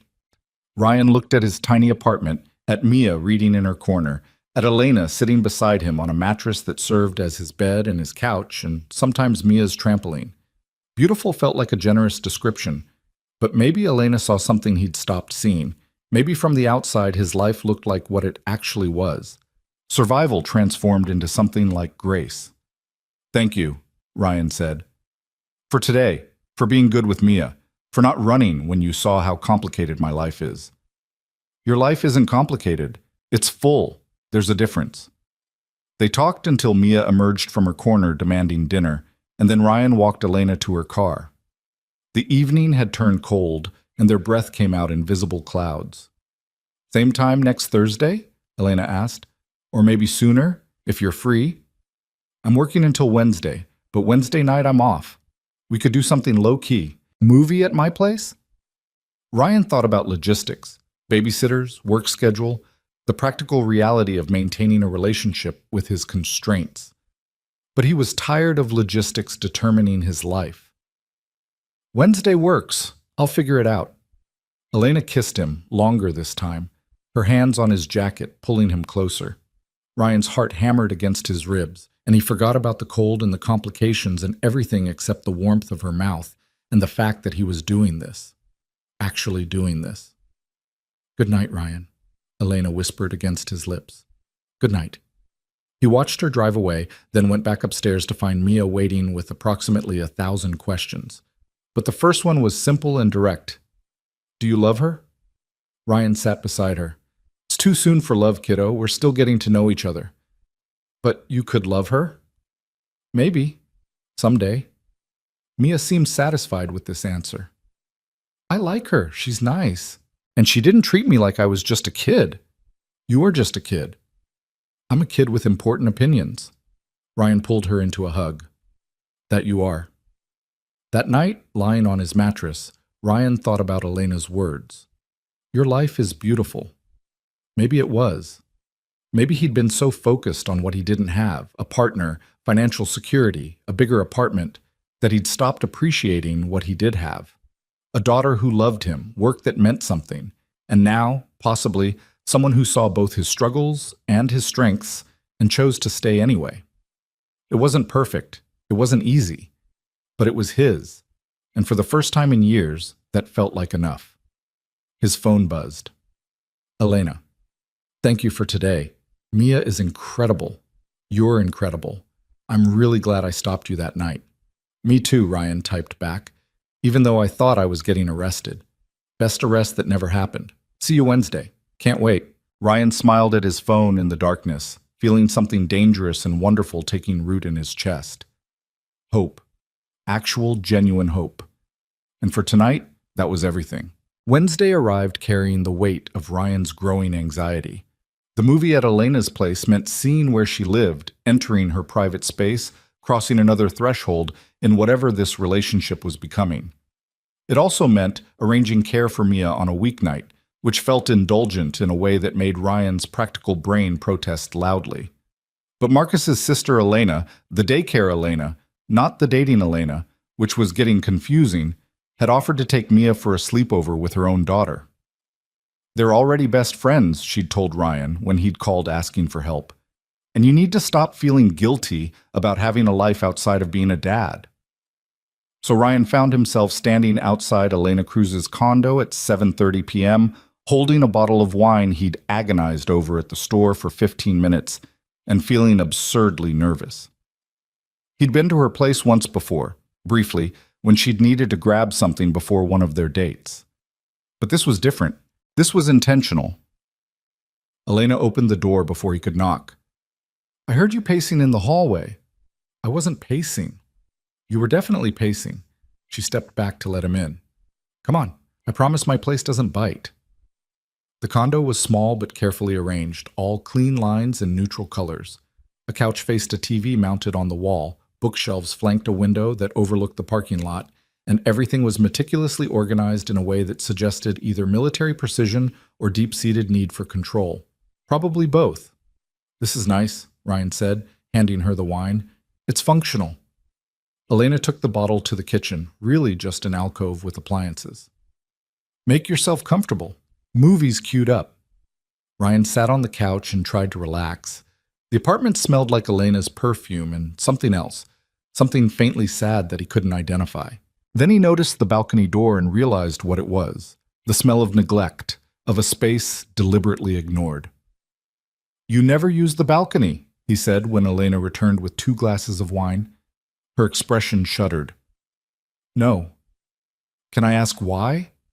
Elena sat beside him, close enough that their knees touched. "David and I used to sit out there every evening when the weather was nice. We'd drink coffee and make plans about the future. After he died, I couldn't stand being out there. It felt like sitting with a ghost." Ryan took her hand. "When's the last time you even opened the door?" "Honestly, not since the funeral, almost 4 years. Elena's voice was flat, clinical, like she was reporting on someone else's life. "I know it's probably a mess. The railing's probably rotted, but dealing with it means acknowledging what it represents, and I'm not ready for that." "What does it represent?" "All the futures that didn't happen, the conversations we'll never have, the life we planned that just evaporated." Elena took a long drink of wine. "Sorry, this is depressing. let's watch the movie. But Ryan didn't move toward the TV. Instead, he set his own glass down and turned to face her fully. Can I tell you something? And you promise not to think I'm crazy? I already think you're a little crazy. You agreed to date a cop who stopped you on the street. Fair point. Ryan took a breath. When Sarah left, I couldn't go into Mia's room for 3 days. Every time I looked at her crib or her changing table, all I could see was this future where I failed her, where I couldn't do it alone and she ended up in foster care or with Sarah's parents who didn't want her in the first place. The room represented every way I could screw up this tiny person's life. What changed? Mia. She needed me, and I couldn't avoid her room forever. So I went in, and it was just a room. The fear was real, but the room was just wood and paint, and a crying baby who needed her diaper changed. Ryan squeezed Elena's hand. Your balcony is probably just wood and paint, too, with maybe some spider webs. Definitely spider webs. The fear's real, but avoiding it doesn't make it go away. It just gives the fear more power. Elena was quiet for a long moment, staring at the balcony door like it might come alive and attack. Then she stood abruptly. Okay. Okay, what? Let's look at it. The balcony. Right now, before I lose my nerve. Ryan stood too. You don't have to... No, you're right. I've been avoiding it for 4 years. That's long enough. But Elena's hand trembled as she reached for the door handle. Ryan moved behind her, his hand covering hers on the handle. Together? Together. They opened the door as one. The balcony was small, maybe 6 feet by 4 feet, with a railing that was indeed showing signs of weather damage. Dead leaves had accumulated in the corners, and the 2 chairs that sat facing the view were covered in grime and bird droppings. But it wasn't the disaster Elena had imagined. It was just a neglected outdoor space, sad and forgotten, but salvageable. Elena stepped out tentatively, like the floor might give way beneath her feet. It's smaller than I remembered. Most things are, when you face them. She walked to the railing and gripped it, testing its stability. The wood creaked, but held. From this height, they could see a strip of Portland skyline, lights beginning to twinkle as evening deepened into night. We were going to put plants out here, Elena said softly. David wanted tomatoes. I told him they wouldn't get enough sun, but he was convinced he could make it work. We had this whole argument about it the week before he died. I was so stubborn about being right. Were you right? I'll never know. We never planted them. Elena's voice cracked. I'd give anything to have been wrong, to have tomato plants dying on this balcony right now because I let him try. Ryan wrapped his arms around her from behind, and Elena leaned back into him. They stood like that, looking out at the city, while Elena cried silently. Ryan didn't try to fix it or minimize it.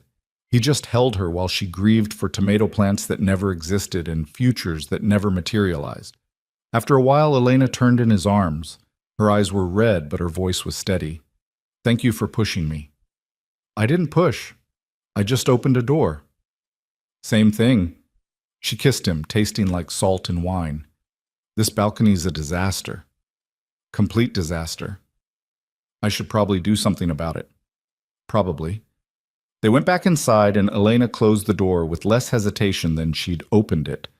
Something had shifted in her expression, not fixed exactly, but loosened, like a knot beginning to untangle. So, Ryan said, settling back on the couch. Movie? Movie. Elena curled up beside him, her head on his shoulder.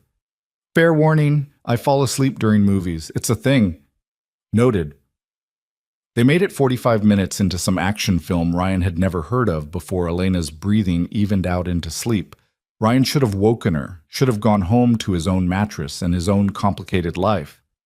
But Elena felt warm and solid against him, and her apartment was quiet in a way his never was, and he found himself just existing in the stillness. His phone buzzed, a text from daycare Elena. Girls are asleep. Mia wanted me to tell you she loves you and hopes you're having fun with your girlfriend. Ryan smiled and typed back, Tell her I love her too. And Elena's not my girlfriend. Does Elena know that? It's complicated. Everything's complicated until you decide it's not. Ryan set his phone down and looked at the woman sleeping against his shoulder. Dating Elena meant navigating her grief and his responsibilities, and the judgment of her coworkers, and the logistics of blending two complicated lives. It meant being patient and vulnerable and willing to face neglected balconies, both literal and metaphorical. But it also meant this: quiet moments in a small condo, holding someone who understood what it meant to carry weight, feeling less alone than he'd felt in years. Maybe daycare, Elena was right. Maybe it was only complicated because he was making it complicated. Ryan shifted carefully, trying to get more comfortable without waking Elena. She stirred and blinked up at him. "Sorry, told you I fall asleep." "You lasted longer than Mia usually does." Elena sat up, rubbing her eyes. "What time is it?" "Almost 10. You should probably go. Don't you have work early tomorrow?"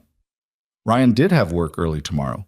The Lake Oswego bathroom was in the tile phase, which required focus and precision and more energy than he currently possessed. But leaving felt wrong, like walking away from something fragile that needed tending. "Can I ask you something?" he said, instead of standing. "Always." "The gossip at your precinct, is it getting worse?" Elena's expression closed slightly. "Why do you ask?" "Because you mentioned it at dinner, and I've been thinking about it. About whether seeing me is making your life harder." "You're not making my life harder, Ryan. Other people's opinions are making my life harder." "That's a semantic difference." "No, it's an important distinction." Elena turned to face him fully. "People have been talking since coffee on Sunday, asking who you are, whether I'm ready, whether I'm dishonoring David's memory. And yeah, it bothers me. But you know what bothers me more? The idea of letting their judgment dictate my choices."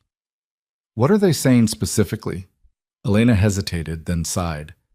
"That you're too young, that I'm moving too fast, that I should focus on my career instead of dating. One guy actually asked if I was having a midlife crisis."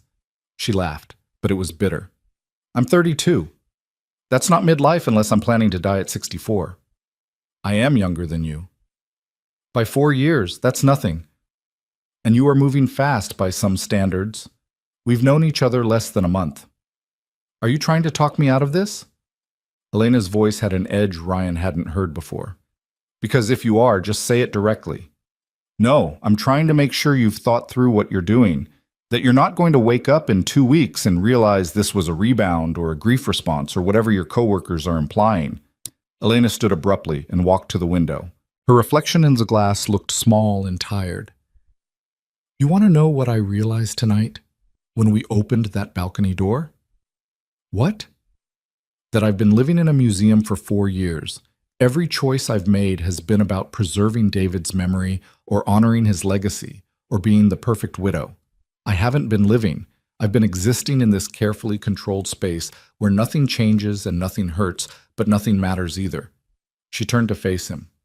"And then you showed up, this terrified guy holding a hardware store bag in the rain, and something in me woke up.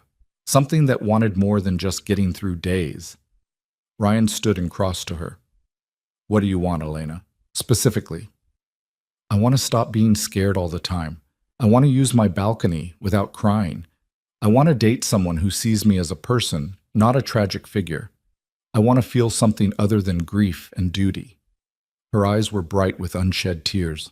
"I want to keep seeing you, Ryan, even though it's fast and complicated and everyone has opinions. Is that specific enough?" Ryan cupped her face in his hands. "Yeah, that's specific enough." They kissed with more urgency than before, weeks of tension and uncertainty spilling over into something fierce and desperate. Elena's hands fisted in Ryan's shirt, pulling him closer, and he backed her against the wall beside the window. It was messy and intense and felt like falling and flying simultaneously. "Stay," Elena whispered against his mouth. "Stay tonight." Ryan wanted to, every cell in his body wanted to, but practicality reared its insistent head. "I can't. I have to pick up Mia at 6 tomorrow morning before work. So set an alarm.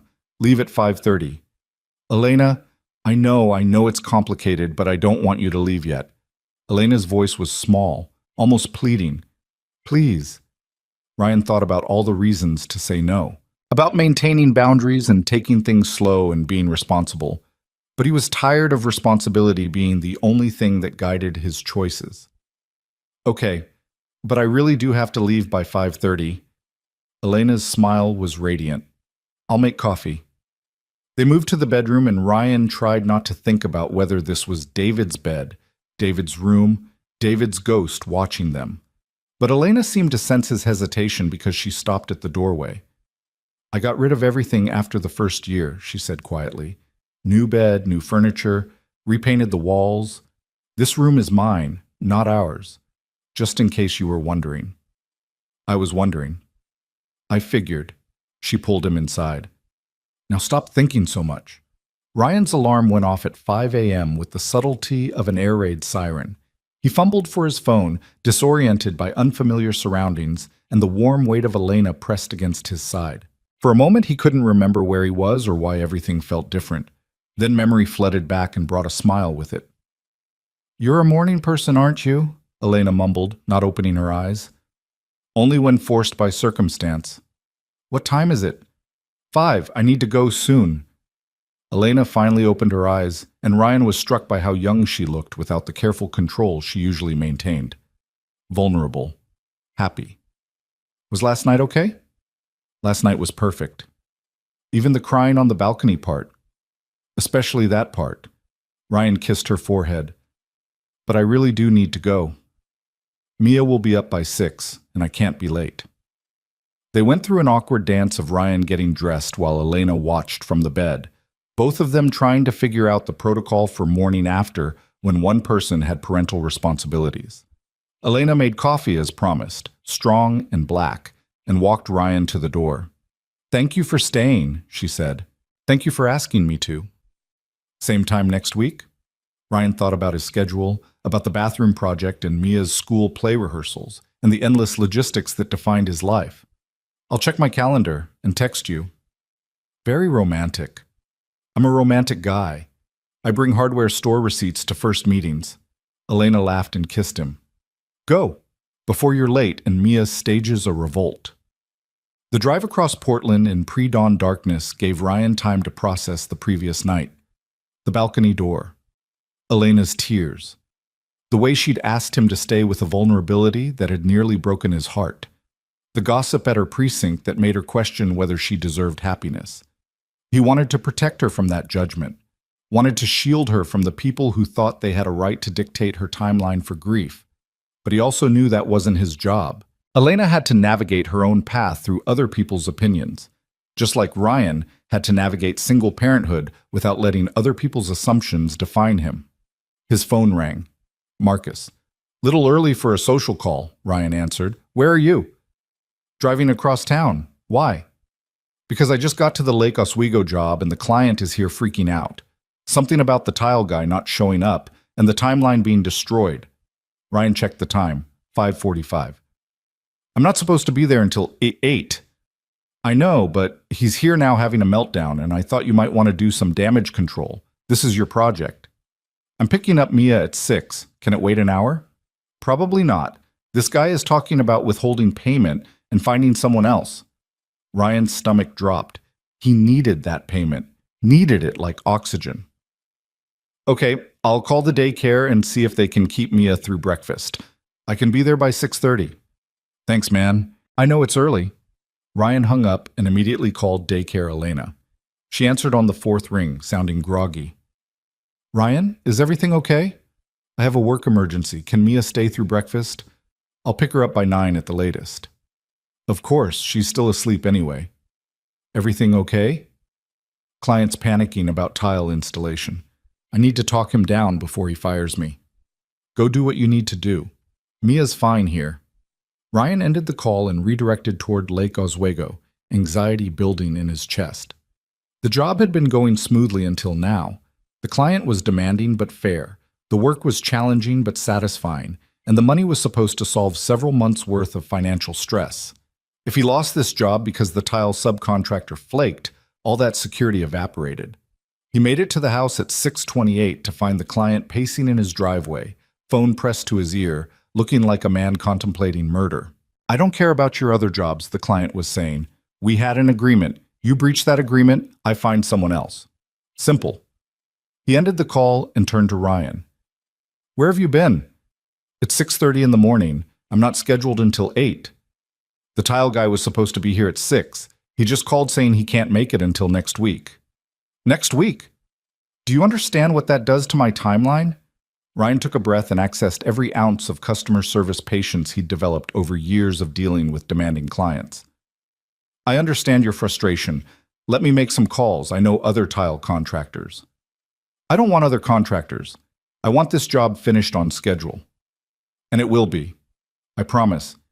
Give me 2 hours to sort this out. The client looked like he wanted to argue, but something in Ryan's expression must have convinced him. 2 hours, then I'm calling someone else. Ryan spent the next 90 minutes on the phone, calling every tile contractor he knew, and several he didn't.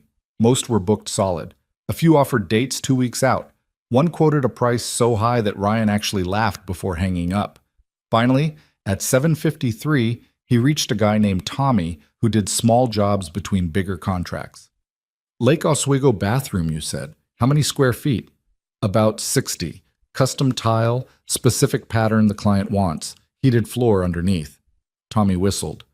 That's detail work. I'd need to see it before committing. Can you be here by 9? Client's about to have a stroke. I can be there by 8:30. But Ryan, this is going to cost. Last-minute specialty work isn't cheap. How much? Tommy named a figure that would eat significantly into Ryan's profit margin, but wouldn't sink the job entirely. Done. 8:30. Ryan found the client in the basement, glaring at the empty floor where tile should have been going.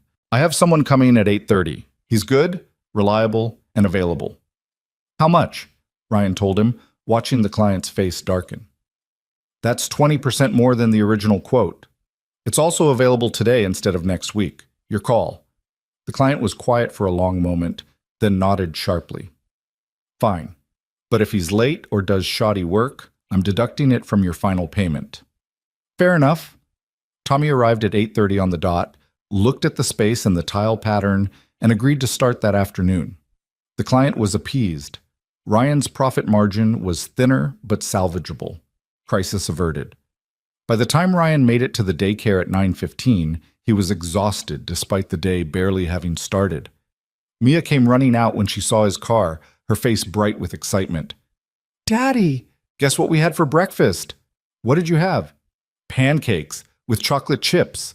And Sarah's mom said I could stay over again sometime because me and Sarah are best friends now. Ryan helped her into her car seat. Sounds like you had a good morning. I did. Did you have a good morning? Ryan thought about Elena's balcony, about the client's panic, about Tommy's last-minute rescue. It's been eventful. What's eventful mean? Means a lot happened very fast. Oh, that sounds stressful. Sometimes it is, kiddo. He dropped Mia at school and went back to Lake Oswego to coordinate with Tommy. The rest of the day was consumed by work, holding patterns, measurements, the physical labor that usually helped Ryan clear his mind. But today his thoughts kept circling back to Elena, to the conversation about her coworkers' gossip, to the question of what they were actually doing. His phone buzzed around 3. A text from Elena. How was your morning emergency? Survived. Tile guy flaked, found replacement, client appeased. Sounds exhausting. That's one word for it. Ryan hesitated, then added, Are you working tonight? Until midnight. Why? Just wondering. Wanted to hear your voice. Call me on my dinner break? Around 7? It's a date. Ryan worked until 6, picked up Mia from after-school care, made dinner, supervised homework that consisted mostly of coloring shapes. At 7, he stepped onto their small balcony, such as it was, really just a fire escape with delusions of grandeur, and called Elena. She answered on the second ring. Hey, you. Hey, how's your shift? Quiet, a lot of paperwork, the usual excitement. Her voice dropped. I miss you. I saw you this morning. Feels longer than that. Elena paused. Is this weird? Missing someone I've known for less than a month? If it's weird, we're both weird. I can live with that. Background noise filtered through, voices, radio chatter. Listen, I need to tell you something. The gossip at work, it's escalated. Ryan's stomach clenched. How? Someone saw us at the restaurant last week, took a photo. It's circulating now with commentary about how inappropriate it is for me to be dating so publicly when I'm supposed to be representing the department. That's insane. That's politics. And you know what the worst part is? I almost let it get to me. Almost called you today to suggest we slow down or keep things more private or whatever would make them stop talking. Elena's voice was fierce now. But then I thought about that balcony door, about spending 4 more years avoiding something because other people have opinions, and I decided I'm done with that. What does that mean? It means I'm not hiding you. I'm not apologizing for being happy. If they have a problem with me dating someone, they can take it up with HR, but I'm not living my life according to their timeline or their rules. Ryan felt something warm expand in his chest. You sure about that? Completely sure. Which leads me to my next question, and feel free to say no if it's too much too soon. What question? There's a precinct holiday party next Saturday. Spouses and partners invited. Would you want to come with me? Fair warning, it will be extremely awkward, and everyone will stare, and at least 3 people will probably say something inappropriate. Ryan thought about Mia's play rehearsal, about his work schedule, about walking into a room full of cops who'd already decided he was too young and Elena was moving too fast. Every practical bone in his body screamed to decline politely. What time does it start? He heard himself ask. 7. It's casual, just drinks and socializing at a bar downtown. I'll need to arrange care for Mia. So that's a yes? That's a yes. Elena's relief was audible. Thank you. You have no idea what this means to me. Actually, I think I do.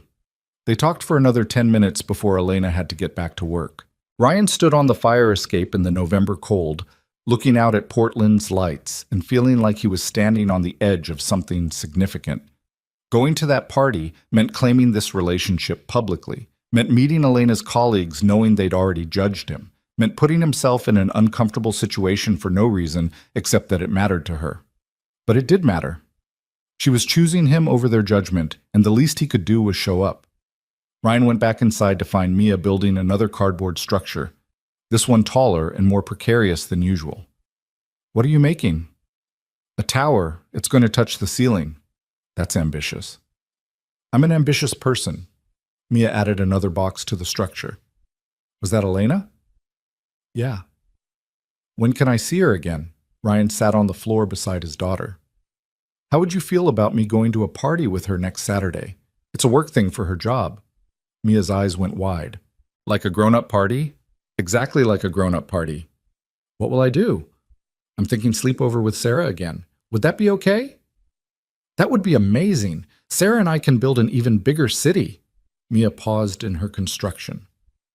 Is Elena your girlfriend now? The question hung in the air between them. Ryan thought about labels and definitions and what he was willing to claim. Yeah, he said finally, I think she is. Good, I like her, and you should have a girlfriend. It makes you smile more. Ryan pulled Mia into a hug, this small, wise person who understood things she shouldn't have to understand. How'd you get so smart? I have a good teacher. Yeah, you do. The week leading up to the precinct party was consumed by work and logistics and Ryan's growing anxiety about what he was walking into. He finished the Lake Oswego bathroom on Thursday, the client grudgingly admitting the work was exceptional. Ryan took progress photos and added them to his portfolio, already fielding calls from 2 of the client's friends about their own renovation projects. Money was still tight, but no longer suffocating. For the first time in months, Ryan could breathe without calculating whether he could afford that breath. Friday night, Elena came over to his apartment. It was the first time she'd been there since the lunch with Mia, and Ryan saw it through her eyes, the cramped space, the makeshift bedroom partition, the evidence of a life lived on the margins. I know it's small, he said, suddenly embarrassed. It's perfect, Elena said firmly. It's yours and Mia's, and that makes it perfect. They ordered pizza, and Mia regaled Elena with stories about school and Sarah and her latest architectural vision. Elena listened with genuine interest, asking questions and laughing at Mia's jokes, and Ryan watched them together feeling something dangerously close to contentment. After Mia went to bed, Ryan and Elena sat on his mattress drinking wine from mismatched mugs because Ryan didn't own proper wine glasses. Nervous about tomorrow? Elena asked. Terrified. Me too. You don't have to be nervous. They're your coworkers. Exactly. which means they know all my weak spots and aren't afraid to exploit them. Elena set her mug down. But I meant what I said. I'm done hiding. Whatever happens tomorrow, we face it together. Together, Ryan agreed. They fell asleep tangled together on Ryan's mattress, and when Ryan woke at 6 a.m. to Mia standing beside the bed staring at them, he couldn't even be embarrassed. Is Elena staying for breakfast? Mia asked. If she wants to. Elena opened one eye. What's for breakfast? Cereal or toast? We're not fancy here. Toast sounds perfect. They spent the morning in comfortable domesticity, toast and coffee and Mia showing Elena her latest cardboard creation. At 10, Elena left to prepare for her shift, and Ryan spent the day doing laundry and trying not to obsess about the evening ahead. At 5 p.m., he stood in front of his closet, trying to decide what one wore to meet a girlfriend's coworkers who already disapproved of you. He settled on dark jeans and a button-down shirt, the same outfit he wore to client meetings. Professional, but not trying too hard. Mia gave him a final inspection before he left for Sarah's house. You look handsome, Daddy. Thanks, kiddo. Remember to smile and be yourself. Elena likes you just how you are. When did you become the adult in this relationship? Someone has to be. Ryan dropped Mia at the sleepover and drove downtown, his anxiety ratcheting higher with each mile. He was meeting Elena at the bar because she was coming straight from work. The place was already crowded when he arrived, full of people in casual clothes, laughing and drinking and looking like they belonged. Ryan very much did not feel like he belonged. He spotted Elena near the bar and his breath caught. She'd changed out of her uniform into jeans and a soft gray sweater, her hair down and her smile bright when she saw him. You came, she said, like she'd doubted. I said I would. I know, but saying and doing are different things. Elena took his hand. Ready to face the firing squad? As ready as I'll ever be. They plunged into the crowd together, and Ryan felt every eye in the place track their movement. Elena introduced him to a seemingly endless stream of officers and civilian staff, and Ryan shook hands and made small talk, and tried to ignore the speculative looks and whispered conversations happening just out of earshot. One officer, a man in his 50s with the build of someone who'd stopped working out but wouldn't admit it, was less subtle than the others. So you're the guy, he said, looking Ryan up and down. Younger than I expected. Tom, Elena said, her voice carrying a warning. What? I'm just making an observation. You're what, 25? 28. Ryan said evenly. Still, Elena's what, 32, 33? Tom, drop it. But Tom was on a roll. Just seems fast, that's all. 4 years isn't that long, and now you're showing up to work events with some kid. Ryan felt Elena tense beside him, felt her about to respond, and he beat her to it. You're right, he said calmly. We haven't known each other long. And yeah, I'm younger. But here's what you don't know. I'm a single father who's been raising his daughter alone since she was 9 months old. I work construction 6 days a week to keep a roof over our heads. I don't have time for games or casual dating or whatever you think this is. So when I show up here tonight knowing people like you are going to judge me, it's because Elena matters enough to deal with it. And if that's too fast for your comfort, that's your problem, not ours. Tom blinked, apparently not expecting the quiet contractor to have a spine. Around them, other conversations had quieted, people listening without pretending otherwise. Well, Tom said finally, guess you're not as young as you look. Guess not. Tom walked away, and Elena squeezed Ryan's hand so hard it almost hurt. That was incredible. That was stupid. I probably just made things worse. No, you stood up for us. For yourself. That's exactly what needed to happen. The rest of the evening was easier. People still stared, still whispered, but there was a new quality to it. Curiosity instead of judgment. Respect instead of dismissal. Ryan met Elena's captain, a woman in her 40s who looked him in the eye and said, Elena speaks highly of you. That's not something she does lightly. By 10 p.m., Ryan was exhausted from socializing and being on display. Elena sensed it and suggested they leave. They walked to his car through Portland's cold night, their breath visible in the air. Thank you for tonight, Elena said, for coming, for dealing with Tom, for being exactly who you are. Thank you for inviting me, for not caring what they think. Oh, I care. But I care more about this. She gestured between them. About us. Whatever we're building. Ryan pulled her close, there on the sidewalk outside the bar where her coworkers might see. I care about it too. They kissed under a streetlight, two people choosing each other despite the complications, despite the gossip, despite every practical reason to walk away. And when Ryan drove home later to pick up Mia, he felt like he'd crossed some invisible threshold, like he'd stopped just surviving and started actually living. It was terrifying and exhilarating and completely worth it. The precinct party marked a turning point, but not in the way Ryan expected. Over the next 2 weeks, Elena's coworkers didn't suddenly embrace their relationship. If anything, the gossip intensified. But something had shifted in Elena herself. She stopped apologizing for being happy, stopped second-guessing every choice, stopped living like she needed permission to move forward. It was December now, Portland wrapped in its winter gloom. Rain fell constantly, turning the city into a watercolor of grays and silvers. Ryan's work slowed as it always did this time of year, clients postponing projects until spring. Money got tight again, not crisis level, but enough to make Ryan nervous. He picked up whatever small jobs he could find, replacing a deck, fixing crown molding damaged by a leak, building custom shelving for a home office. Elena's schedule was erratic as always, night shifts and day shifts bleeding together in a pattern that made planning nearly impossible. But they found rhythms. Tuesday mornings when Elena got off night shift and Ryan could take Mia to school late. Sunday afternoons at the park with Mia, Elena pushing the swings while Ryan pretended to be a dragon that needed defeating. Wednesday evenings at Elena's place after Mia was asleep, Ryan driving across town just to sit on her couch and exist in the quiet together. It was in one of those quiet Wednesday moments, 3 weeks after the precinct party, that Elena brought up the balcony again. I want to fix it, she said, curled against Ryan's side. The balcony. Make it usable again. Ryan looked at the door they'd opened that night but hadn't ventured through since. What brought this on? I don't know. Maybe I'm tired of avoiding it. Maybe I want to prove to myself I can reclaim things I've been hiding from. Elena sat up, her expression determined. Will you help me? Help you how? You fix things for a living.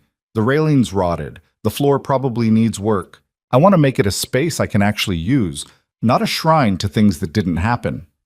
Ryan thought about the practical challenges, materials, time, whether the condo association would need to approve the work. But he also thought about what the balcony represented, about Elena choosing to rebuild instead of just avoiding. Yeah, he said, I'll help you. They started the following Saturday. Ryan brought tools and wood and his expertise, while Elena provided labor and an apparently bottomless supply of anxiety. Mia came too, appointed as project supervisor and taking her role very seriously. The balcony was worse than Ryan had initially thought. The railing was indeed rotted through in places, the floor had water damage that needed addressing, and the whole structure needed to be brought up to code. It would take multiple weekends, maybe a month of work. This is a bigger project than I thought, Elena said, surveying the damage with dismay. Good things usually are. Well, Ryan marked measurements on a piece of scrap wood, but it's doable. We just take it piece by piece. Mia sat in one of the grimy chairs making architectural drawings of what the balcony should look like when finished. It needs plants, she announced, and maybe lights, twinkle lights like at the park. Twinkle lights, Elena repeated, smiling. I like it. They worked through the afternoon, Ryan teaching Elena how to use a circular saw, Mia handing them tools and offering commentary on their technique. The December cold bit at their fingers, and the rain threatened constantly, but there was something deeply satisfying about the work, about taking something broken and making it whole. Around 4, Mia announced she was hungry and could they please get pizza. They ordered delivery and sat on Elena's living room floor, eating directly from the box, all 3 of them covered in sawdust and paint residue. This is nice, Mia said, her mouth full of pepperoni. We should do this more. Do what? Ryan asked. Demolition work? Be together, the 3 of us. It feels like a family. The word landed in the room with weight. Ryan and Elena exchanged glances, neither quite sure how to respond. They'd been carefully avoiding labels, taking things day by day. But Mia, in her 6-year-old wisdom, had named what they'd all been feeling. "You know what?" Elena said softly. "It does feel like a family." Mia beamed, apparently satisfied with this acknowledgement. Ryan felt his throat tighten with an emotion he couldn't quite name. This wasn't what he'd planned, wasn't what he'd imagined when Elena had stopped him on that rainy street 2 months ago. But it was real and good and terrifying in the best way. Later, after they'd dropped Mia at home and Ryan had returned to help Elena clean up, she brought it up again. "Did I overstep?" Elena asked, scrubbing paint from her hands in the kitchen sink. "Agreeing with Mia about the family thing?" "No, you were honest. That's never overstepping." "But it's fast. We've only been dating for 2 months." Ryan joined her at the sink, taking over the scrubbing. "You know what I've learned? Time isn't the same as readiness. I dated Sarah for 2 years before we had Mia, and we still weren't ready for what came after. But sometimes you meet someone and 2 months feels like enough because it's the right person." "You think I'm the right person?" "I think you're someone who makes me want to be better, who makes me believe I deserve more than just surviving." "Yeah, I think you're the right person." Elena kissed him, her hands still wet from washing, and Ryan thought about how far they'd both come from that first awkward coffee, how they'd moved from strangers to something that felt solid and real. The balcony project consumed the next 3 weekends. Ryan replaced the railing, reinforced the floor, added weatherproofing that should have been there from the start. Elena painted everything a soft gray blue, the color of Portland's winter sky. Mia helped string the twinkle lights she'd insisted on, her tongue poking out in concentration as she wrapped them around the new railing. On the 3rd weekend, as they were putting finishing touches on the space, Elena disappeared inside and returned with 2 tomato plants in terracotta pots. Ryan stared at them. "Tomatoes?" "David wanted to grow them out here. I told him they wouldn't get enough sun." Elena's voice was steady, but her hands trembled slightly as she set the pots down. "I'm still pretty sure I was right about that, but I want them here anyway. As a memorial. As a bridge between who I was then and who I'm becoming now." Elena looked at Ryan, her eyes bright. "I love David. I'll always love him. But I'm also falling in love with you, and I need both of those things to be true at the same time." Ryan's heart stuttered. They hadn't said those words yet, had been dancing around them for weeks. "You're falling in love with me? Is that okay?" Ryan pulled her close, the tomato plants forgotten. "It's more than okay. Because I'm falling in love with you too." They kissed surrounded by the space they'd rebuilt together, and Ryan thought about bridges and balconies and the courage it took to grow things that might not survive but were worth trying anyway. But not everything was fixed just because they'd rebuilt a balcony. 2 days before Christmas, Elena called Ryan at 11 p.m., her voice tight with something Ryan couldn't identify. "Can you talk?" "Of course. What's wrong?" "I'm being transferred. Not transferred exactly. Reassigned. My captain called me in today and said there have been complaints about my conduct, about the relationship affecting my professionalism." Elena's words came fast, tumbling over each other. "It's all bullshit, Ryan. I haven't done anything wrong. But they're moving me to day shift in a different precinct anyway, calling it a lateral move, but we both know what it really is." Ryan sat down on his mattress, trying to process. "Can they do that?" "Technically, yes. There's no rule against dating someone you met on duty, but there's also a lot of gray area about department reputation and professional conduct. My captain says it's for the best, that it'll let things cool down, but it feels like punishment." "When does this happen?" "January 1st, new year, new precinct, fresh start." Elena's laugh was bitter. "Except it's not really fresh if I'm being pushed out because people don't like that I'm moving on with my life." "What do you want to do?" "I don't know. Part of me wants to fight it, file a grievance, make noise. But another part of me just wants to take the transfer and prove I can do the job anywhere." Elena paused. "And there's another part that's wondering if this is worth it, if we're worth all this drama." Ryan's chest went cold. "Are you breaking up with me?" "No, God, no, but I'm scared, Ryan. Scared that 6 months from now I'll regret all of this. Scared that I'm throwing away my career for a relationship that might not last. Scared that I'm being selfish and impulsive instead of smart and cautious. You want to know what I think? Please." I think you've been smart and cautious for 4 years, and it left you alone in a condo with a balcony you couldn't use and a life that was just going through motions. I think being a little selfish and impulsive is exactly what you need. Ryan took a breath. But I also think this has to be your choice. If the job matters more, I'll understand. Mia and I will be okay. The job doesn't matter more. That's what scares me. I've spent 7 years building this career, and I'd give it up in a heartbeat for you and Mia. What does that say about me? It says you know what matters. That's not weakness, Elena. That's clarity. Elena was quiet for a long moment. I'm taking the transfer, not because they're forcing me to, but because I choose to. Because fighting it means making this relationship about defiance instead of just living it. Does that make sense? Perfect sense. I'm still terrified. Me too.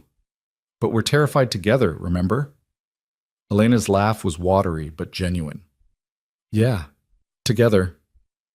Christmas came 3 days later. Ryan had planned to spend it quietly with Mia, their usual tradition of pancakes and opening the few presents he could afford. But Elena asked if she could join them, and Ryan found himself saying yes before he'd fully thought it through. She arrived at 8 a.m. with gifts wrapped in paper Mia immediately declared so pretty, I don't want to open them. For Mia, there were art supplies and books about space exploration and a small succulent in a hand-painted pot. For Ryan, a set of high-quality woodworking chisels he'd mentioned wanting months ago. This is too much, Ryan said, running his thumb over the handles. You helped me rebuild my balcony. Let me help you build other things. Ryan's gifts felt inadequate by comparison. A scarf he'd seen Elena admiring at a craft fair, a photo frame with a picture of the three of them working on the balcony. But Elena's eyes got wet when she opened the frame, and she immediately found a place for it on her bookshelf. They spent the day in Ryan's tiny apartment, cooking together in the kitchenette that barely fit 2 people, watching Mia assemble various new toys with fierce concentration, existing in the kind of domestic simplicity that felt more meaningful than any grand gesture. That evening, after Mia was asleep, Ryan and Elena sat on the fire escape that passed for his balcony. The Portland night was cold but clear, stars actually visible for once. I have something to tell you, Elena said, and I need you to just listen until I'm done, okay? Ryan's stomach clenched. Okay, I bought a house. Well, made an offer on a house. A real house with a yard and 3 bedrooms and a garage. In your neighborhood, actually. 3 blocks from your apartment. Elena spoke quickly, like she was afraid if she stopped, she wouldn't continue. I know it's fast and presumptuous and maybe crazy, but the condo has too many memories and not enough space for a life that includes other people. And I want a life that includes other people's, specifically you and Mia. Ryan stared at her, trying to process. You bought a house. I made an offer. It's not final yet, but yeah, basically. Elena turned to face him. I'm not asking you to move in. We're not there yet. But I'm asking you to imagine a future where maybe someday you could. Where Mia has her own room instead of a corner with a curtain. Where we have space to actually be a family instead of just squeezing it in around work schedules and tiny apartments. When would this happen? Closing is in February. So 2 months. Elena's hands were shaking. Tell me I'm not insane. Ryan thought about his cramped apartment, about Mia sleeping behind a curtain, about the careful budgeting that never quite stretched far enough.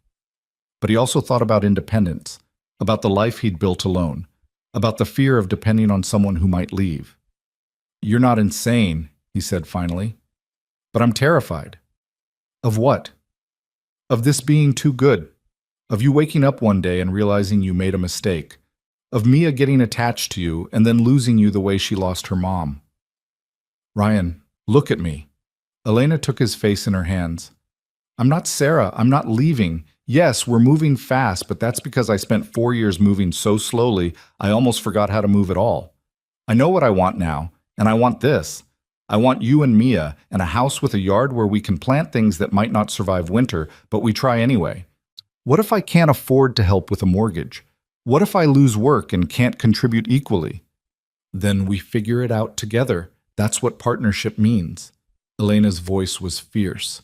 I don't need you to be anything other than who you are. A good father, a skilled carpenter, someone who opens balcony doors when I'm too scared to do it alone. Ryan kissed her, tasting salt and hope, and the future they were building word by word, choice by choice. I love you. I love you too. But I need time to wrap my head around this, to talk to Mia, to figure out what it means for us. Take all the time you need. The house doesn't close until February anyway. They sat together in the cold until Ryan's phone alarm reminded him it was past midnight and he needed sleep before an early job. Elena left with promises to call tomorrow, and Ryan lay on his mattress thinking about houses and yards and futures that seemed impossible but were maybe, just maybe, within reach. The next morning, Mia asked the question Ryan had been dreading. Is Elena going to be my mom? They were eating breakfast, pancakes left over from Christmas morning. Ryan set his fork down carefully. What makes you ask that? Because you love her, and she loves you, and that's what happens in stories. People fall in love and become families. Real life is more complicated than stories, kiddo. But she could be, right? Like, maybe not now, but someday? Ryan chose his words carefully. Elena and I are building something together. What that becomes, we're still figuring out. But she cares about you very much. That I know for sure. Does she want to live with us? She bought a house, near here, and she's thinking about what it might be like if someday we all lived there together. Mia's eyes went wide. A real house? With rooms and everything? A real house. Would I have my own room?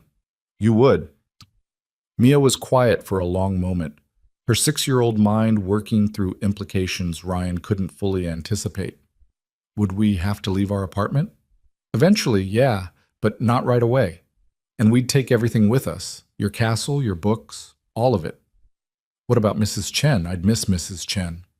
She's only 3 blocks away. You could visit any time. Mia pushed her pancakes around her plate. I like Elena, but I also like just us. Just you and me. Ryan felt his throat tighten. Me too, kiddo. Just us has been pretty great. But maybe us plus Elena could be great too. Maybe it could. Okay. Mia took another bite of pancake, apparently satisfied with this conclusion. Can I decorate my new room purple? We'll have to ask Elena, but I think purple would be perfect.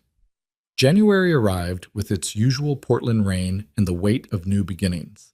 Elena started at her new precinct, day shift instead of nights, which meant she was around more in the evenings. The transfer had been difficult. New colleagues, new politics, the same whispers following her about the relationship that had supposedly compromised her professionalism. But Elena held her head high and did her job with the same competence she'd always brought to the work. The house closing was delayed twice, paperwork issues and inspection problems that made Elena worry it would fall through entirely. Ryan found himself wanting it to work out with an intensity that surprised him. He'd visit the house with Elena on weekends, walking through empty rooms and imagining furniture, imagining Mia running down the hallway, imagining a life bigger than survival. In late January, Ryan got a call from the Lake Oswego client's friend, the bathroom renovation referral from months ago. The project had finally gotten approval from the client's spouse, and they wanted Ryan to start in February. The pay was even better than the last job, enough that Ryan could actually start saving instead of just treading water. Things are coming together, Marcus observed one afternoon on a job site. New girlfriend, good work, your kid's happy. You're like a whole different person than you were 6 months ago. I feel like a different person. You gonna move in with her? Elena? Ryan hammered a nail with more force than necessary. I don't know, maybe. She bought a house. That's a pretty clear signal, man. I know, but it's fast. And what if it doesn't work out? What if I uproot Mia's whole life and then Elena and I crash and burn? Marcus set down his own hammer. What if it does work out? What if you miss out on something amazing because you're too scared to take the risk? When did you become a relationship counselor? When I watched my best friend spend 5 years convinced he didn't deserve happiness. You do deserve it, Ryan. Stop punishing yourself for Sarah's choices. The words hit harder than Ryan expected. He'd spent so long defining himself by what he'd lost. Sarah leaving, his abandoned college plans, the financial struggle, that he'd forgotten to imagine what he might gain. That night, he called Elena. I want to talk about the house. Okay. Elena's voice was cautious. What about it? I want to know what you're imagining, specifically. Not someday vague plans, but actual concrete details. Elena took a breath. I'm imagining you and Mia moving in sometime this summer, after school's out. I'm imagining Mia having the room with the window seat, you and I sharing the master bedroom, your tools in the garage. I'm imagining weekends working on the yard together and weeknight dinners that aren't always takeout because we actually have a kitchen big enough for 2 people to cook in. What about Mia calling you mom? What about marriage? What about the long-term stuff that's too big to just wing it? I'm imagining that too. All of it. But I'm also okay with it happening on its own timeline. Mia can call me Elena forever if that's what feels right to her. Marriage can wait until we're both ready, or not happen at all if that's what we decide. The long-term stuff doesn't scare me because I know I want it with you. Ryan's hands were shaking. I'm still scared. Me too. But I'm more excited than scared, aren't you? Ryan thought about Mia decorating a purple room, about cooking in a real kitchen, about sharing a bed with Elena every night instead of stealing hours when schedules aligned, about building something permanent instead of just surviving day to day. Yeah, he said, I'm more excited than scared. So is that a yes? You'll move in when the time comes? It's a yes, with one condition. What condition? I pay rent. Market rate, whatever's fair. I'm not looking for charity or to be taken care of. I need to contribute equally. Ryan, I mean it, Elena. This is important to me. Okay, we'll figure out something fair, but you have to actually let me help sometimes too. Partnership goes both ways. Deal. The house closed on February 14th, which Elena declared was either extremely romantic or aggressively on the nose. They spent Valentine's Day painting the living room, Mia helping by adding decorative handprints to a wall that would eventually be covered by furniture. It was messy and exhausting and perfect. That evening, covered in paint and sitting on the floor of their empty living room, Elena pulled out a small box. I got you something, she said. It's not an engagement ring before you panic, but it's important. Inside the box was a key on a simple chain, the key to the house. I know you're not moving in until summer, Elena said, but this is yours now, yours and Mia's. I want you to feel like this is your space, not somewhere you're just visiting. Ryan took the key, its weight somehow more significant than it should have been. Thank you. Thank you for taking the risk. I know it's not easy. Mia appeared from the room she'd claimed as her own, purple paint somehow in her hair, despite them not having painted that room yet. Can we get pizza? I'm starving. They ordered pizza and ate it sitting on the floor, talking about furniture and paint colors and how they'd arranged the kitchen. It felt like playing house, except it was real. This was actually happening. March brought warmer weather in Ryan's final weeks in the apartment. Packing up 6 years of life felt both monumental and anticlimactic. Most of what he owned fit in boxes easily: clothes, Mia's toys, kitchen supplies, tools. The furniture was staying behind for the next tenant, most of it having come with the place anyway. Mrs. Chen cried when Ryan told her they were leaving. You've been good neighbors, she said, pressing a hand-knitted scarf into his hands. And that little girl deserves a real bedroom. We'll visit, Ryan promised. We're only 3 blocks away. The actual move happened on a Saturday in late March. Marcus and his crew showed up with trucks and muscle, making short work of boxes and furniture. Elena had taken the day off and organized everything with military precision, assigning tasks and making sure nothing got forgotten. By evening, they were moved in. Boxes everywhere, chaos in every room. But home. Actually, home. Ryan stood in the master bedroom, his and Elena's bedroom, still a concept he was adjusting to, and felt the weight of the past 6 years lift slightly. This room had space for both of them. The whole house had space for all of them. Elena found him there, wrapping her arms around him from behind. You okay? Yeah, just processing. Big change. Huge change. Ryan turned to face her. Thank you for pushing me toward this, for not letting me stay scared. Thank you for being brave enough to try. They kissed, surrounded by boxes and possibility, 2 people who'd met by accident and chosen each other deliberately, over and over, until choice became commitment and commitment became love. Mia's voice floated up from downstairs. Daddy, Elena, come see what I did with my room. They went downstairs to find Mia had arranged all her cardboard structures in her new room, creating an entire city that took up half the floor space. The purple walls she'd requested made everything look like a fairy tale kingdom. It's perfect, Elena said seriously. Best room in the house. I know, Mia beamed. And I have a real door now, with a lock and everything. Don't lock us out, Ryan warned. I won't, unless you're being annoying. That night, after Mia was asleep in her real bedroom with her real door, Ryan and Elena collapsed on their bed, also real, also new, also a reminder that this life was actually happening. We did it, Elena said. We're doing it. Still in progress. Fair point. Elena rolled over to face him. I need to tell you something. Ryan's stomach clenched at her tone. Okay. I talked to my captain today, the one from my old precinct. He called to check in, see how the transfer was going. And he apologized. Said the reassignment was politically motivated and he regrets not fighting harder for me. He offered to put in a request to have me transferred back if I want. Do you want that? No? The new precinct is actually better. Better schedule, better team dynamics. But it was nice to hear that I didn't imagine the unfairness of it. Elena paused. He also said Tom, the guy from the party who was a jerk to you, put in for early retirement. Apparently he's been making a lot of people uncomfortable, and your pushback that night started people talking. I didn't mean to cost someone their job. You didn't. You just refused to be quiet when someone was being inappropriate. Tom cost himself his job by being Tom for 20 years. Elena took Ryan's hand. But it made me think about consequences and choices, about how speaking up can cost us things, but staying silent costs us more.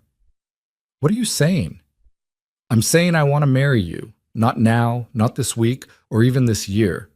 But someday, when we're both ready, I want to make this official. I want Mia to have stability and permanence. I want us to be a real family, legal and everything. Ryan's heart was doing complicated acrobatics. That's a pretty big statement. I know, and if it's too much, it's not too much. It's perfect. Ryan pulled her closer. I want that too. All of it. But you're right. Not yet. Let's live in this house for a while first. Let Mia adjust. Make sure we can actually coexist without driving each other crazy. Very practical. One of us has to be. Elena laughed and kissed him. I love you, practical carpenter man. I love you too, impulsive police officer woman. They fell asleep tangled together in their shared bed, in their shared home, building their shared future one day at a time. Summer arrived with Portland's brief perfect weather, and Ryan's work exploded with new projects. The referrals from Lake Oswego had led to more referrals, and suddenly he had more work than he could handle. He hired an assistant, a young guy fresh out of trade school who reminded Ryan of himself 6 years ago. The financial stress that had defined his adult life eased into something that felt almost like security. Mia thrived in the new house. Her cardboard cities expanded to fill not just her room, but parts of the living room and basement. She made friends with neighborhood kids and started talking about second grade with excitement instead of anxiety. She called Elena by her first name, but introduced her to friends as my dad's person, which seemed to satisfy everyone involved. In August, on a weekend when the weather was cooperating and the house felt settled, Elena brought up the balcony again. The tomatoes survived, she said, standing on their back porch looking at the plants that had somehow made it through transplanting and neglect. They did. Against all odds. I was wrong about them not getting enough sun. David would be smug about that. Elena smiled, the first time she'd smiled when talking about David in a way that felt light instead of heavy. He really would. She turned to Ryan. I want to scatter his ashes. I've been keeping them in a closet for 4 years, and that's not where they should be. Where do you want to scatter them? The coast. We went there on our honeymoon. There's this spot near Cannon Beach where the cliffs meet the ocean. I think he'd like it there. Okay, when? Next weekend? Just you and me. I need Mia to be okay with it, but I think this is something I need to do without her there. Ryan understood. Some grief was private, even when you were building new futures. I'll ask Mrs. Chen if she can watch Mia for the day. The following Saturday, they drove to the coast, David's ashes in a simple wooden box on Elena's lap. The drive took 2 hours through green Oregon forests and small towns that existed primarily for tourists. Elena was quiet, staring out the window, and Ryan let her be. The spot Elena had chosen was exactly as she'd described: dramatic cliffs dropping to a rocky beach, the Pacific stretching to the horizon in shades of gray and blue. They parked and walked down a steep trail, Elena carrying the box with both hands. At the edge of the cliff, Elena stood for a long time just looking at the ocean. Ryan stayed back, giving her space for whatever private conversation she needed to have. "I'm ready now," Elena said finally, "to say goodbye. Not to him exactly, but to the life we planned, to the person I was when he was alive." She opened the box. "I'll always love you, David, but I'm choosing to live now. I hope that's okay." She scattered the ashes into the wind, watching them drift out over the water and rocks below. Some caught in the updraft and swirled higher, some fell straight down. All of it returned to the earth and ocean that had held David's life in the first place. Elena cried, but quietly, peacefully. When the box was empty, she turned to Ryan and let him hold her while the ocean crashed below and the August sun warmed their backs. "Thank you for being here," she whispered. "Always." They stayed at the coast for the rest of the day, walking the beach and eating overpriced seafood at a tourist trap restaurant. The drive home felt lighter somehow, like Elena had set down weight she'd been carrying and could finally stand up straight. That night, back in their house with Mia asleep upstairs, Elena pulled Ryan onto the back porch, where the tomato plants were heavy with fruit that would probably never fully ripen before frost came. "I'm ready," she said. "For what?" "For everything. Marriage, making this official. All of it." Elena took his hands. "I know we said we'd wait, but I don't want to wait anymore. I want to choose this life deliberately instead of just drifting into it." Ryan's heart raced. "Are you proposing to me? I don't have a ring or a plan or anything romantic, but yeah, I guess I am." Ryan laughed, the sound bubbling up from somewhere deep and joyful. "Okay." "Okay?" "Yes. Let's get married. Let's make this official. Let's choose each other for real." Elena kissed him hard, and Ryan thought about how far they'd both come from that rainy night when she'd stopped him on the street. How they'd rebuilt balconies and lives and futures that seemed impossible but turned out to be exactly what they needed. They got married in October, a small ceremony in their backyard with Mia as flower girl and Marcus as best man and Elena's family traveling up from California. It wasn't fancy or elaborate, just people they loved in a space they'd built together, making promises they intended to keep. Mia asked that night, after guests had left, and it was just the three of them. "Can I call you Mom now?" Elena's eyes filled. "If you want to." "I want to. But sometimes I might still say Elena, just because." "That's perfect. You can call me whatever feels right." Mia hugged Elena fiercely, this 6-year-old who'd lost one mother and gained another through a series of choices and accidents that somehow added up to family. That night, Ryan stood on their back porch, not a balcony, but close enough, looking at the life he'd built. A house he owned with the woman he loved. A daughter sleeping safely upstairs in her own room. Work that meant something. A future that felt solid instead of fragile. Elena joined him, wrapping her arms around his waist. "What are you thinking about?" "How none of this was part of the plan. How I was convinced for years that this kind of happiness wasn't meant for people like me. And now? Now I think maybe I was just scared. Scared to want more. Scared to believe I could have more. Scared to let anyone in who might leave. I'm not leaving. I know." Ryan turned to face her. "I know that now. It only took you being relentlessly persistent and brave enough for both of us. We were brave together. That's what made it work." They stood together as Portland's autumn air turned cold and the tomato plants finally surrendered to the season. Inside, their daughter slept. Around them, their home held all the evidence of a life lived fully, instead of just survived. Above them, stars emerged from clouds that had been threatening rain all day, but decided, for once, to hold off. Ryan Hale was 29 years old, married to a woman who'd stopped him on the street because he matched a suspect description, raising a daughter who built cities out of cardboard and had opinions about everything. His life was chaotic and beautiful, and nothing like what he'd imagined at 22 when everything fell apart. It was better. So much better than anything he'd dared to hope for. And as Elena pulled him inside to warmth and home, and the future they'd chosen deliberately, day by day, door by door, Ryan realized that sometimes the best things in life weren't planned at all. Sometimes they were accidents that turned into choices, that turned into love, that turned into everything. Sometimes you just had to be brave enough to walk through the door when someone offered to open it. And sometimes, if you were really lucky, the person opening the door decided to stay and build something with you that was strong enough to weather any storm. Ryan and Elena had done exactly that, and they were just getting started.